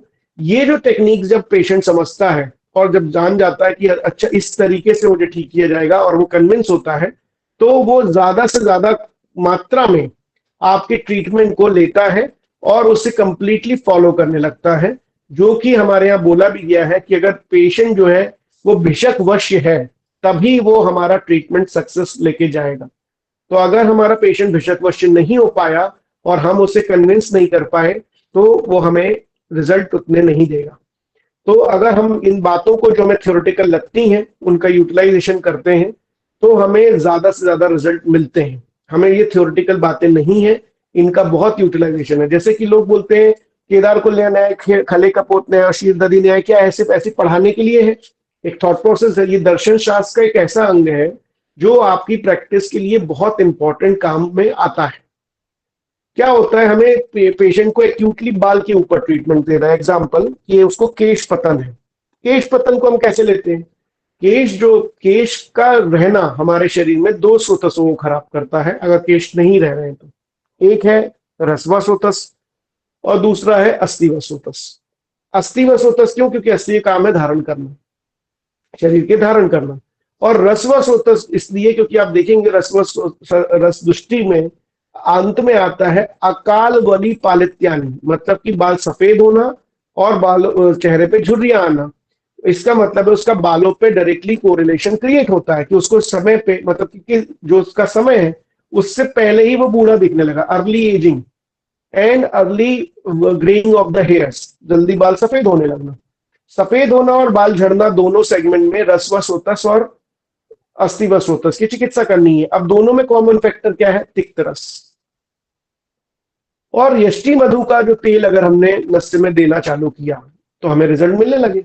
हमने तिक्त रस को मधुर रस के साथ कंबाइन किया और उसको देना चालू करा। रस व सोतस और अस्थि व सोतस दोनों में ये काम करने लगा, और वहां पर घृत का प्रयोग करना, तेल का प्रयोग करना, तो यष्टि आदि घृत का प्रयोग करना उसमें काम आया। अब ये तो हुआ युक्ति के हिसाब से, लेकिन प्रत्यात्मिक चिकित्सा क्या है? भृंगराज, जो कि प्रत्यात्मिक द्रव्य दिया है, लेकिन देना कब है? निशा काल में। हम कभी नहीं देते, हम निशा काल में भृंगराज का सेवन कभी नहीं कराते, प्राण काल में कभी नहीं कराते, जबकि इसी काल में कराना है। भृंगराज जो है ऊर्ध्व जत्रुगत विकारेशु निशा काले औषध सेवन, मतलब कि रात्रि के समय में आपको औषधि का सेवन कराना है, लेकिन हम कभी भी यूटिलाइज नहीं। तो क्रोनोफार्माकोलॉजी का प्रयोग और खले कपोत न्याय का प्रयोग हमने करते हुए इन पेशेंट को देखा। तो ये जब हमने जो थियोरेटिकल चीजें और उसको समझा, तो हम पेशेंट को ज्यादा कॉन्फिडेंस से देख पाए, और हम ये समझा पाए कि यार इस समय में देना था और ये औषधि देनी थी। तो प्रत्यात्मिक चिकित्सा का नॉलेज, युक्ति का नॉलेज, उसके औषध सेवन काल का नॉलेज और खले कपोत न्याय का नॉलेज एक साथ इनकॉर्पोरेट हुआ। हमारे इस ज्ञान और विज्ञान के माध्यम से हम क्यों कर रहे हैं, कब कर रहे हैं, किस मात्रा में कर रहे हैं, इससे पेशेंट की स्ट्रेंथ बढ़ती है। पेशेंट हमसे ज्यादा कॉन्फिडेंट हो जाता है कि हम ये वैद्य जी हमें ठीक करेंगे, और हमें भी रिजल्ट ज्यादा मिलते हैं। So this is the method to understand and to give treatment. तो इन तरीके से ये जो अलग अलग तरीके हैं ये हमने डिस्कस किए कि हम किस तरीके से स्रोतसों का प्रयोग प्रैक्टिस में लाते हैं। आपके कुछ अगर सवाल है तो उनके उस दृष्टिकोण को हम समझेंगे, और आज के सत्र के बाद कुछ समय के ब्रेक लेके हम आपके जो प्रश्न हैं, उनके समझ है, किस तरीके से स्रोतों में इनकॉर्पोरेट करना है, इस बात को भी हम आगे अच्छे से समझ पाएंगे। क्योंकि अगर हम एक स्रोतस को इन डेप्थ देखना जब चालू करेंगे कि प्राणव स्रोतस को क्या एक्चुअली देखना है, कैसे समझना है, किस तरीके से इसको डिकोड करना है, पेशेंट हमारे सामने जब रेस्पिरेटरी डिसऑर्डर लेके आता है तो उसको कैसे सेपरेट करना है कि एक्चुअली कौन कौन से respiratory disorder, PCOD sorry COPD को कैसे समझना है। साथ ही साथ अगर उसमें ब्रोंकियल एस्मा कंडीशन आया है, अगर उसमें ब्रोंकाइटिस क्रिएट हुआ है, तो इनको किस तरीके से अलग डिफरेंशिएट किया जाता है। पेशेंट हाइपर वेंटिलेशन में आता है तो कैसे करना है, जब वो क्रेपिटस लेके आता है तो कैसे समझना है, जब वो वीजिंग वीजिंग साउंड लेके आता है तो कैसे समझना है, उनको डिकोड करते हुए स्रोतसों के माध्यम से कैसे ट्रीट करना है, इनको हम प्राणवा स्रोतस में देखेंगे। जब हम उदक व स्रोतस में जाएंगे तो इलेक्ट्रोलाइट इम्बैलेंस किस तरीके से क्रिएट होता है, पेशेंट हमारे सामने कौन सी क्लिनिकल प्रेजेंटेशन लेके आता है, किस तरीके से उसे समझाना पड़ता है। उदक व स्रोतस का जो चिकित्सा तृष्णा अध्याय में दी गई है, उसके जो द्रव्य हैं उनको कैसे यूटिलाइज करना है, ये उदक व स्रोतस में। अन्न व स्रोतस में इंपॉर्टेंट सेगमेंट आता है कि हमें मेडिसिन जो है वो किस तरीके से, वो गलत किस तरीके से पेशेंट खा रहा है, और अपने आहार को किस तरीके से गलत ले रहा है। सबसे बड़ा प्रॉब्लम है कि वो आहार ही गलत लेता रहता है, टाइमिंग उसे पता नहीं है, क्वांटिटी उसे पता नहीं है, मेथड उसे पता नहीं है। हमारे यहाँ के जो साइंटिफिक इनकॉर्पोरेशन मेथड है, आजलपन, आहसन, तन्मना, भुंजति, ये औषध सेवन, आहार सेवन का अल्पावधि है, आहार को बैठक के कैसे खाना है, ये छोटे छोटे जो तरीके बताए, मैंने शुरू में भी कहा ना, हिता हितम सुखम दुखम है। हमारे जो नॉलेज के सेगमेंट है उसको पेशेंट को समझाना सही टाइम पे और सही कंडीशन में, यही एक वैद्य का कर्तव्य है। और उन कर्तव्यों के माध्यम से हम बहुत आसानी से पेशेंट को हील एंड ट्रीट कर सकते हैं। So srotas is a very important segment for the treatment methodology. Chronopharmacology यानी औषध सेवन काल, जो हमारे तीन न्याय हैं, खले कपोत न्याय, केदार कुल्य न्याय और शीलदधि न्याय, उनका कॉर्पोरेशन, हेतु, लक्षण और औषधि का इनकॉर्पोरेशन, और बहुत सारे प्रत्यात्मिक द्रव्यों का इनकॉर्पोरेशन और उनकी मेथड, इनको हम आने वाले सत्रों में देखेंगे, और इनके माध्यम से हम कैसे चिकित्सा को डिकोड करते हैं उनको समझेंगे। अब हम लेते हैं आपके सवाल, और आज के जो सेगमेंट्स हैं उसमें आपके क्या क्वेश्चंस हैं, आपकी कैसी क्यूरी आज है, और आखिरी दिन कैसी क्यूरी बचेंगी, इनमें बहुत ज्यादा डिफरेंस आएगा, I hope so. Last time हमने रोमेटोलॉजी के सत्र में लिया था, लोगों की थॉट प्रोसेस बहुत हद तक हम बदलने में कामयाब रह पाए। ये एक प्लेटफॉर्म है जिसमें हमें लाभ मिलता है कि हम थॉट प्रोसेस जो है ग्रंथ की वो ज्यादातर लोगों तक पहुंचा पाते हैं। So with in 1 minute we'll start the question answer segment. Yes, sir.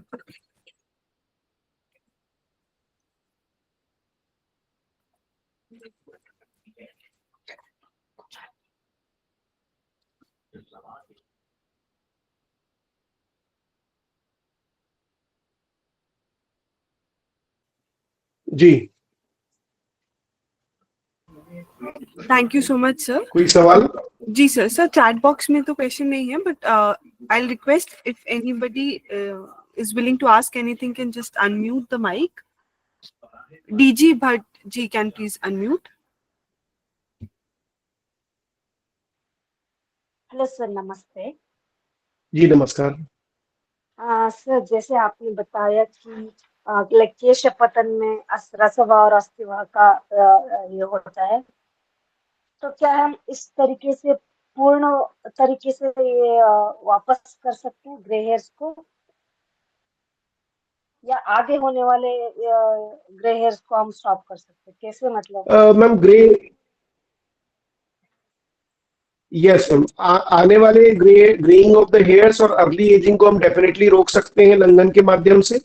और अगर वो जितनी ग्रेइंग हुई है उसके डिस्कलरेशन में हमें प्रत्यात्मिक चिकित्सा का प्रयोग करना, जैसे मैंने बताया वहां भृंगराज तो प्रत्यात्मिक रूप से दिया है लेकिन उसका टाइमिंग सही नहीं होता। तो सबसे बड़ा प्रॉब्लम ये होता है कि हम देते हैं उसे व्यानुदान काल में, तो वो क्या होता है कंप्लीट रिजल्ट पे नहीं पहुंच पाता।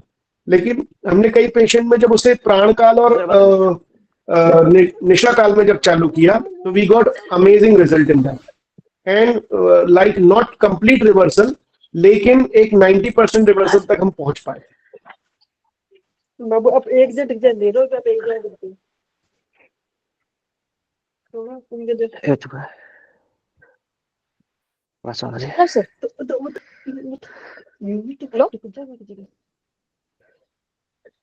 Hello hello sir. Hello, yes अगर यस, ग्रेइंग इसी 13-14 साल के बच्चों में है तो रिवर्सल हो सकते हैं क्या सर? मतलब कृमिजन्य जो कॉज रहता है उसमें। मैम कब, एक सेकंड प्लीज, सभी लोग एक साथ अनम्यूट नहीं करें, वो बड़ा कंफ्यूजन हो जाता है। Pankaj ji, yes. So scenario is this कि 13 और 14 साल कंडीशंस में अगर ऐसा हो रहा है तो उनका बहुत ज्यादा धातु क्षरण हो रहा है अस्थि व सोतस का। तो कंप्लीट रिवर्सल के तो नहीं कह सकता मैं, लेकिन 80% रिवर्सल जरूर होता है। आप इस मेथड को आप यूज करना चालू करें और शिरोविरेचन की जो प्रोसेस है उसको भी जरूर लें। यहाँ पर रसवा सोतस एब्सोल्युटली डिस्टर्ब है। अगर उसमें अर्ली एजिंग हुई है, मतलब अर्ली ग्रेइंग हुई है, वहां पर अस्थि व सोतस जो है वो सिर्फ वीक पड़ा है, लेकिन इंपॉर्टेंट सेगमेंट है यहाँ पर रसवा सोतस। तो लंघन चिकित्सा in shirovirechan chikitsa should be incorporate. जी सर। हेलो हेलो हेलो जी, प्रणाम नमस्ते। Sir.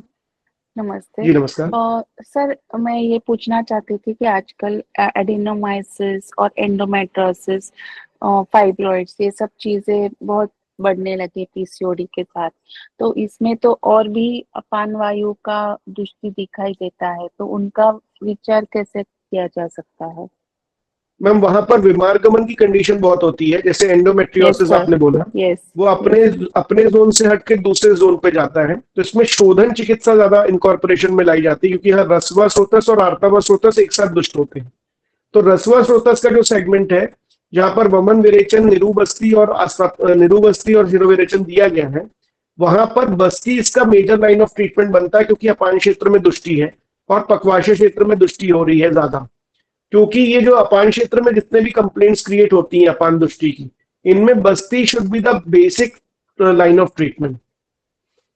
And basti, specially the erandmuladi nirubasti, is the best line of treatment for such situations, जिसमें हम ज्यादातर यूटिलाइज नहीं कर पाते हैं। लेकिन हमें लगता है कि वो सिचुएशंस नहीं है इससे मैच करती हुई। लेकिन जो एंडोमेट्रियोसिस में एज वेल एज जो एडिनोमास क्रिएट होते हैं, जिसमें ग्रंथि क्रिएट होती है, उसमें वात कपल डिसऑर्डर है, अगेन वो रसवा सोतस की दृष्टि आती है। वहां पर भी लंघन मेथड में एक प्रॉपर हैंडलिंग वे में अकॉर्डिंग टू द पेशेंट 8 दिन की या 9 दिन की लगातार जो निरुबस्तियां हैं, जो जैसे एरंडमुलादि निरु है, जो वाद्य विकार में कि 9 से 11 दिन तक लगातार देने के लिए बोली है, जो हम यूज नहीं करते। हमें लगता है कि ये बहुत ज्यादा शोधन कर देगी, लेकिन वो वैसे भी ग्रंथि अवस्था में क्रिएट हो चुका है, वात कवच अवस्था में है। तो वहां पर तीक्ष्ण बस्तियों के बारे में बताया है। अगर हम माइल्ड बस्ती 9 से 11 दिन देते हैं तो हमें अच्छे रिजल्ट आते हैं। तो और ऐसे समय में फिर वो जो शोथ कम होता है, वो ब्लीडिंग आर्तव यानी ब्लीडिंग होने के बाद कम होता है या श्रिंक होने के वजह से होता है, यानी शमन हो जाता है अंदर के अंदर, मैम यानी शमन नहीं ब्लीडिंग होते इसे कभी कभी ब्लीडिंग ज्यादा एक्सेसिव हो सकता है, मेनोरेजिया वगैरह, तो वो अच्छा लक्षण है या उससे यानी वो मैं आपको बताता कम हूँ। करना एक्चुअली चाहिए? लंघन के जो लक्षण आते हैं वो हमें कभी भी एक्सेसिव लेवल ऑफ वीकनेस नहीं देते। अगर एक्सेसिव लेवल ऑफ वीकनेस दे रहे हैं बिकॉज ऑफ द ब्लीडिंग, इसका मतलब है कि जो ब्लड है वो ज्यादा क्वांटिटी में जाने लगा है, अगर मेनोरेजिया क्रिएट हो रहा है तो। लेकिन अगर वो लक्षण में एक्सेसिव वीकनेस नहीं आ रही है तो हमें वो ब्लीडिंग उस टाइम पे उस सिचुएशंस में नेगेटिव नहीं लेते। ये हमें एब्सोल्यूट ऑब्जर्वेशन में रखना पड़ता है। हमारी क्लिनिक में भी कुछ ऐसे केसेस होते हैं जिसमें हम एंडोमेट्रियोसिस का ट्रीटमेंट या एडिनोमा का ट्रीटमेंट करते हैं। तो एडिनोमा के ट्रीटमेंट में कई बार कंटिन्यूसली 15 दिन तक ब्लीडिंग होती रहती है। हमें एवरीडे पेशेंट की situation in general, like general condition in terms of उसका जो बीपी मॉनिटरिंग है, इन टर्म्स ऑफ उसका शुगर मॉनिटरिंग है, इन टर्म्स ऑफ उससे बात करना है कि उसकी नरिशमेंट सेगमेंट क्या हो रहे हैं, या इवनिंग के टाइम पे आते आते बहुत ज्यादा वीक तो नहीं पड़ पा रहे हैं, ब्लैक ऐसे कंडीशन तो नहीं आ रही कि उसे शिवरिंग शुरू हो गई हो, एक्सेसिव ड्राइनेस शुरू हो गई हो, तो हमें चेक करना पड़ता है। क्योंकि लेखन करना है तो हमें लेखन आते आते उस पेशेंट में रसक्षय के लक्षण नहीं क्रिएट करने। राइट सर, क्योंकि तो फिर ये ऑब्जर्वेशन पे है। ग्रहण भी नहीं कर सकते ना ऐसे लेकिन समय तर्पण पे। कर हाँ, सकते हैं, लेकिन तर्पण कर सकते हैं, ओके और तर्पण ही करना पड़ता है उसमें। आप उसमें ग्रहण करके सत ओके गुरु आहार से नहीं देते हैं, हम उसमें तर्पण करते हैं तर्पण, जिसमें सत्तू का प्रयोग और सत्तू, नाजमन का प्रयोग एग्जैक्टली, करते हैं। ठीक, okay sir, okay, thank thank you you. Sir.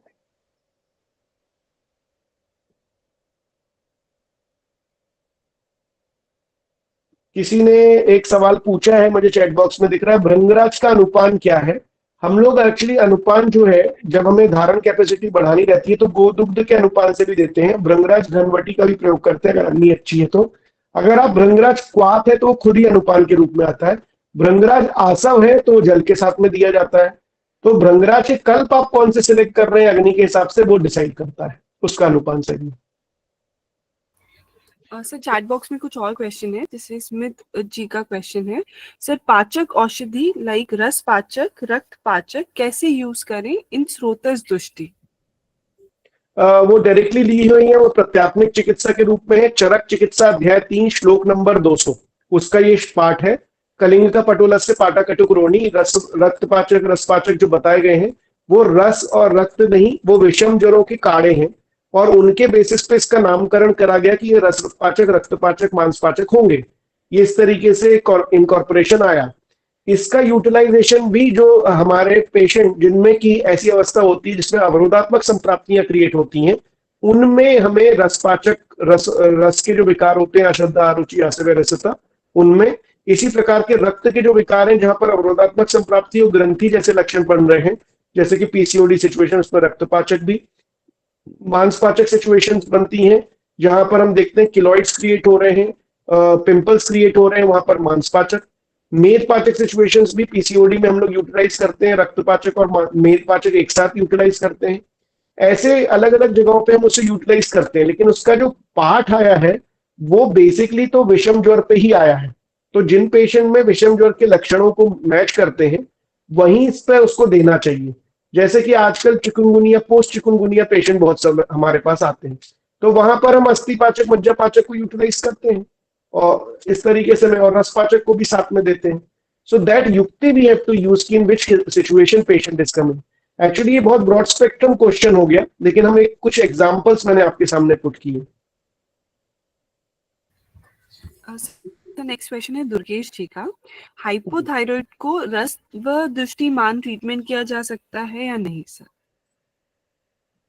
एक स्रोतस की दृष्टि नहीं है उसमें, वहां पर रसवा, मेदवा, मनोवा कॉम्बिनेशन हो सकता है। कई बार रसवा, मेदवा, आर्तवा के कारण भी हो सकता है। तो जो मेल पेशेंट है उसमें रसवा, मेदवा और शुक्रवा के कॉम्बिनेशन में भी हो सकता है। रसवा और मेदवा अकेला भी हो सकता है। तो एक स्रोतस दृष्टि नहीं क्रिएट होती है उसमें, दो स्रोतस दृष्टि होती है। लेकिन चिकित्सा दृष्टिकोण से उसमें लंघन चिकित्सा इनकॉर्पोरेट होती है, मेदवा और रसवा दोनों के कॉम्बिनेशन से। सो मीनल जी का क्वेश्चन है, लंघन एग्जैक्टली कैसे और कितने दिन कराना चाहिए? ये पेशेंट वाइज वेरी करता है। हमारा जो साइंस है ना, उसका एक प्रोटोकॉल कॉमन नहीं हो सकता। ये पर्सनलाइज साइंस और मेडिकल प्लूरिज्म का बहुत बेस्ट एग्जांपल है। हमें लंघन जब कराना रहता है तो लंघन की जो प्रक्रिया है, मैं जो हम लोग प्रैक्टिस में करते हैं, मैं अपना जो आपको एक्सपीरियंस बता रहा हूँ कि हम कैसे करते हैं। हम लोग 28 डेज का लंघन देते हैं जिसमें रस का पूरा पाचन हो पाए। तो पेशेंट जो है वो 28 डेज के लंघन के बाद हम उसको फिर से फॉलोअप में लेते हैं। तो इस तरीके से, और लंघन करने की जो प्रक्रियाएं अलग अलग आई हैं उनको हम यूटिलाइज करते हैं, लेकिन ज्यादातर हम सबसे इजीएस्ट वे है दीपन पाचन लंघन करना और आहारी लंघन करना। आहारी लंघन का मतलब होता है कि सिर्फ और सिर्फ जो लघु आहार है उसकी डाइट प्लानर को डिजाइन करके देना। जैसे मैंने अभी लेक्चर में भी बताया कि आपको मूंग दाल की खिचड़ी है, लौकी है, तोरई है, मूंग दाल का पानी है, इनका प्रयोग करते हुए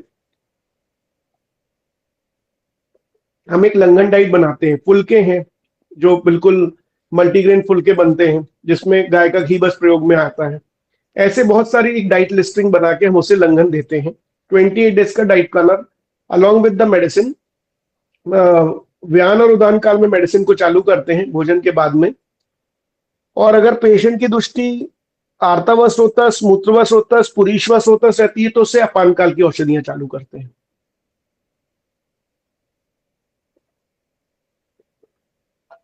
yes, any other question? Sir next question, multiple lipomas में स्रोतस के अनुसार कैसे विचार करें? टोटली मेदोवा स्रोतस का विचार करना है और वहां उल्लेखन करने की जो प्रक्रियाएं आई हैं उनको यूज करते हैं, लेकिन रिजल्ट इसमें बहुत अच्छे नहीं आते, लेकिन थॉट प्रोसेस वैसी क्रिएट होती है। तो हम लोग उसमें शोधन बस्तियां, जो गोमूत्र की बस्तियां आई हैं त्रिमर्मी अध्याय में और चरक के सिद्धि स्थान में, वहां पर हम लोग यूटिलाइज करते हैं गोमूत्र की जो बस्तियां आई हैं। शार बस्तियां जो बैशर रत्नावली में आई हैं आमवात के अधिकार में, उनका प्रयोग करते हैं। चक्रदत्त में आमवात अधिकार में जो वैतरन बस्तियां आई हैं उनका प्रयोग करते हैं। इन सब चीजों का यूटिलाइजेशन हम लोग लेके आते हैं। लेकिन उल्लेखन की जो प्रक्रिया है जिसमें कि हम उद्वर्तन की जो प्रोसेस है वो 30 डेज तक देते हैं, और लंघन की जो लेखन बस्तियां हैं उनको हम 8 दिनों तक प्रोवाइड करते हैं। लेकिन रिजल्ट मुझे मल्टीपल लाइपोमास में कुछ अच्छे नहीं मिले। नेक्स्ट क्वेश्चन के लिए Pankaj Goyal ji can please unmute.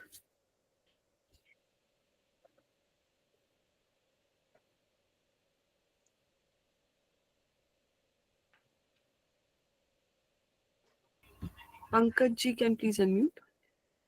Megha ji can please unmute. Megha ji can please unmute. नमस्कार सर। जी नमस्ते। सर, आपने जो न्याय के अनुसार चिकित्सा बोली थी, जैसे केदार कुल्य न्याय के हिसाब से और बाकी के न्याय के हिसाब से, वो कैसी रहती है? मतलब उसका थॉट प्रोसेस क्या है, वो जानना था। मतलब कौन कौन से व्याधियों में कौन सा न्याय यूज कर सकते हैं, या फिर वो कैसे काम करता है? देखिए, चिरकाली जो व्याधियां हैं उनमें केदार कुल्य न्याय 7 मंथ में हर एक प्रत्येक धातु तक पहुंचाने की जो प्रक्रिया होती है वो चिरकाली व्याधि, जैसे गृहिणी है, शुक्रव स्रोतस के विकार हैं और आर्तव स्रोतस के विकार हैं, इनमें प्रयोग में आती है। लेकिन पेशेंट कन्विंस करने के लिए हमें जो प्रत्यात्मक औषधियां दी गई हैं, यानी कि उन पर एक्ट करने वाली डायरेक्टली मेडिसिन, वो खले कपोत न्याय का इनकॉर्पोरेशन हमें पहले करना ही पड़ता है। इसी कारण से ज्यादातर वैद्यों ने रस औषधि, रस कल्पनाएं इनको प्रयोग में लाया, क्योंकि यहाँ पर खले कपोत न्याय यानी कि पाचन ना करते हुए और एक एक धातु पोषण न्याय का ना पालन करते हुए डायरेक्टली उस जगह पे एक्ट करना। आज के एरा में सबसे ज्यादा खले कपोत न्याय का प्रयोग में लाना पड़ता है। वो डायरेक्टली वो मेडिसिन देनी पड़ती है जो उस जगह पे काम करे। जैसे कि मैंने एग्जांपल दिया, केश कंडीशन में भृंगराज का प्रयोग करना है। आप किस काल में करना है? वो निशा काल में और प्राण काल में करना है। अब ये फायदा होने से पेशेंट को ये समझ में आता है कि now I am getting result. But actually अगर उसके सारे धातु समाप्त हो रहे हैं, खराब हो रहे हैं, शुक्र आपको दिख रहा है कि एक एक धातु में बहुत ज्यादा दुष्टि है और कोई भी लक्षण ठीक नहीं है रस से लेके शुक्र तक के, तो कुछ लेवल पे तो वो रुक जाएगा। लेकिन सब चीजों को ठीक करने के लिए हमें वहां से हर एक धातु का पाचन करते हुए पहुंचना पड़ता है। तो किसी ने पूछा भी था ये सब धातु के जो पाचक हैं वो कैसे यूज करते हैं, इसीलिए धातु पाचक जो हैं बड़े वैद्यों ने नामकरण किया, और वो रसवा से लेके शुक्रवार तक मतलब मज्जा तक पाचन करने की प्रक्रियाएं वैसे शुरू करके 7 महीनों तक उसे देने की पद्धति आई, क्योंकि हर एक माह में जो न्याय पता चला कि 28 दिन में एक चंद्रमास में एक धातु का पोषण और समाप्त हो जाता है, तो उसको हम यूटिलाइज करते हैं। लेकिन मैं अभी अपनी प्रैक्टिस में बोलूं कि हम लोग खले कपोत न्याय का ज्यादा प्रयोग में लाते हैं। ओके सर, मतलब अगर एक एक धातु को लोग उसकी चिकित्सा करे तो वो केदार कुल्य हो गया। अगर प्रत्यात्विक चिकित्सा करे मतलब डायरेक्टली उस धातु पे ही, तो फिर वो क्षीर दधी के न्याय से हिसाब, मतलब ये नहीं, वो ड्यूरेशन खले के कपोत, हिसाब से। क्षीर दधी नहीं, वो खले कपोत होगा। हाँ, तो फिर ये ड्यूरेशन के हिसाब से वेरिएशन से या फिर स्पेसिफिक मेडिसिन रहती है इसकी? नहीं, ड्यूरेशन के हिसाब से भी हैं और स्पेसिफिक मेडिसिन भी हैं। वही मैंने आपको दोनों के एग्जांपल दिए कि ड्यूरेशन के लिए भी है और स्पेसिफिक मेडिकेशन भी है। Okay sir, thank you sir.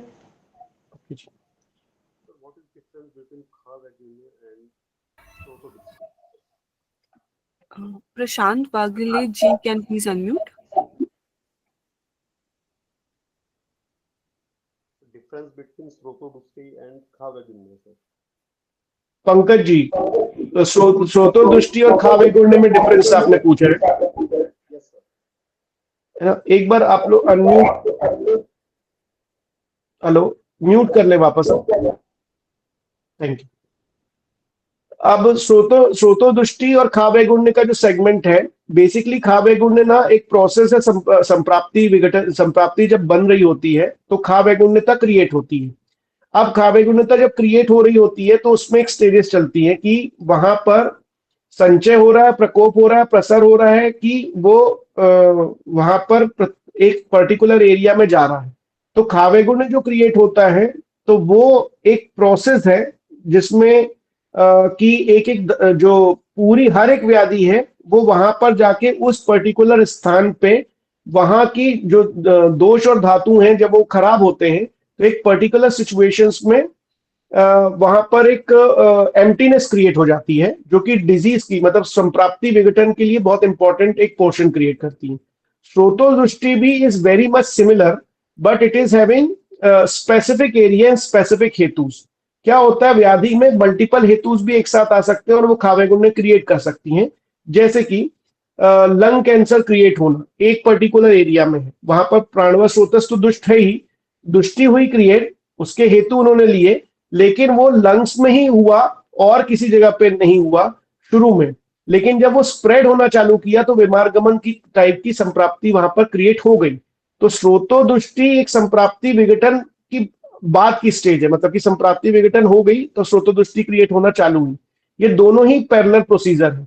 लेकिन जब भी चीजें लिखी जाती हैं ग्रंथ में तो खावेगुण्यता जब समझाई जा रही थी वो भी संप्राप्ति विघटन करने की एक प्रोसेस थी और स्रोतोदृष्टि भी संप्राप्ति विघटन करने की प्रोसेस थी। दो अलग अलग स्कूल ऑफ थॉट्स थे, लेकिन दोनों में जो प्रोसेस है वो मिलती जुलती ही थी कि खावेगुण्य जब क्रिएट होगा तो एक पर्टिकुलर एरिया में होगा और स्रोतोदृष्टि जब होगी एक पर्टिकुलर स्रोतस की सिचुएशन में होगी, जिसके मेन पॉइंट्स भी कुछ होंगे और उसके माइक्रो लेवल भी होंगे। खावेगुण्य माइक्रो लेवल पे नहीं क्रिएट होगा, वो मैक्रो लेवल पे भी क्रिएट होगा।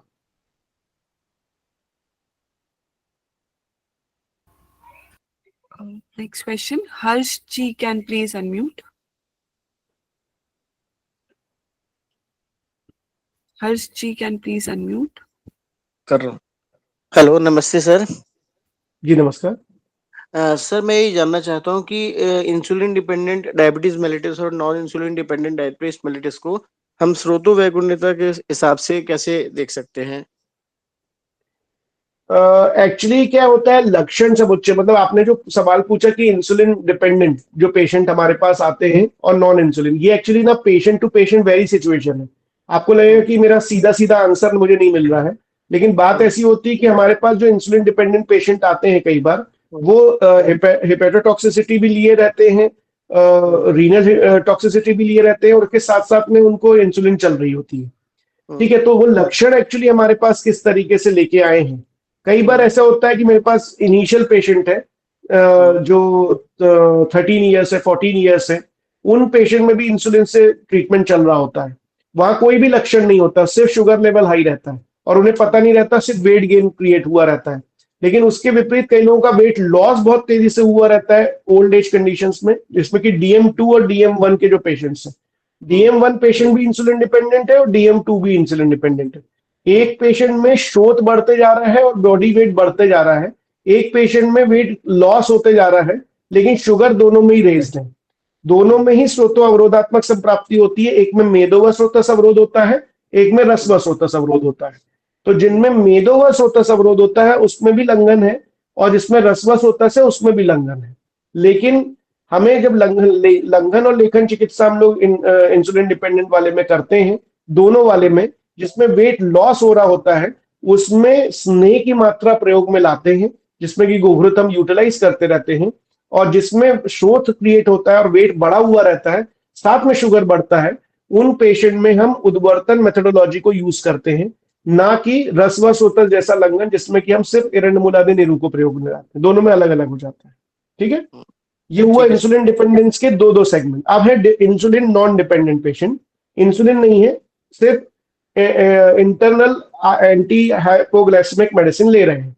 ठीक है, अब वो पेशेंट जो है उनमें से भी फिर स्थूल प्रमेही और जो है रुक्ष प्रमेही, मतलब कि एक पेशेंट जो है वो स्थूल है और एक पेशेंट जो है वो कृश है, इन दोनों में हमें डिवाइड करना पड़ता है। आप समझ रहे हैं कि चाहे वो इंसुलिन डिपेंडेंट हो चाहे वो नॉन इंसुलिन डिपेंडेंट हो, हमें वो स्थूल प्रमेही और कृश प्रमेही जैसे ही डिवाइड करके हम लोग ट्रीट करते हैं।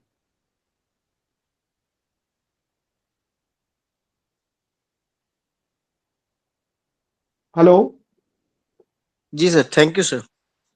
आप समझ पाए कि और उसको मैं एलेबोरेट करूं? सर मैं समझ गया कि हमारे पास जो भी पेशेंट आएंगे उनको हमें स्थूल प्रमेही और कृषि प्रमेही में डिवाइड करके तब हमें उसका ट्रीटमेंट करना है, और रुक्षता पेशेंट में ना आए वो थोड़ा सा ध्यान में रखते हुए ट्रीटमेंट करना है। यस, तभी इसमें ना आपको मात्रा बस्ती के जो सेगमेंट्स आए हैं, ऐसी बस्तियां जो पाचन बस्तियां होती हैं, जैसे कि सैचर आदि तेल की बस्तियां, उनको हम प्रयोग में लाते हैं, जिसमें कि उसका क्लेद भी नहीं बढ़े और साथ ही साथ उसका जो रुक्षता बढ़ रही है, वायु का प्रकोप हो रहा है, वो ना क्रिएट हो पतले पेशेंट्स में। ठीक है sir. Okay, thank you. Thank you. Last question. Dev ji can please unmute. Hello, नमस्ते जी। नमस्कार जी। जैसे आप इसमें भी बता रहे थे प्रमेही में भी कृषि और स्थूल, ऐसे ही जैसे जो पीसीओडी है इसमें भी तो मतलब लंघन करना है, तो उसमें भी कृषि पेशेंट है जो वो नहीं ठीक होने में आता ज्यादातर। मैम एक्चुअली उसमें ना स्नेह बस्तियों की क्वांटिटी हम यूज नहीं करते, मात्रा बस्ती उसमें ज्यादातर यूटिलाइज करनी पड़ती हैं। जैसे अगर आप देखें ना तो बृहद संधिवादी तेल की भी मात्रा बस्तियां बहुत लंबे टाइम तक हम लोग कृषि जो पेशेंट हैं पीसीओडी के, जिनमें अवरोधात्मक एंड्रोजेनिक पीसीओडी जिनमें क्रिएट होता है, उसमें आप आमवाद जैसी चिकित्सा जरूर यूटिलाइज करिएगा। सर ऐसा है, मैं पंजाब से बिलोंग करती हूँ, जैसे तो यहाँ पे हम पंचकर्म वगैरह नहीं करते, बस्तियां वगैरह सिर्फ शमन चिकित्सा ही देते हैं, तो उसमें फिर कई बार नहीं तो भी मैम आता। इंटरनल जो कैप्सुलेशन आ रही है ना मार्केट में आजकल, वो तो पेशेंट लेते होंगे ना, वहां पर इंटरनल कैप्सूल्स जो आ रही हैं, सॉफ्ट जेल कैप्सूल्स। अच्छा, घृतपान के लिए? हाँ, वो निम अमृतादि एरंडम करके कैप्सूल्स आती हैं। ऐसी जो लेखन की कैप्सूल्स है ना मैम, वो तेल मात्रा में वो आने लगी हैं बहुत सारी।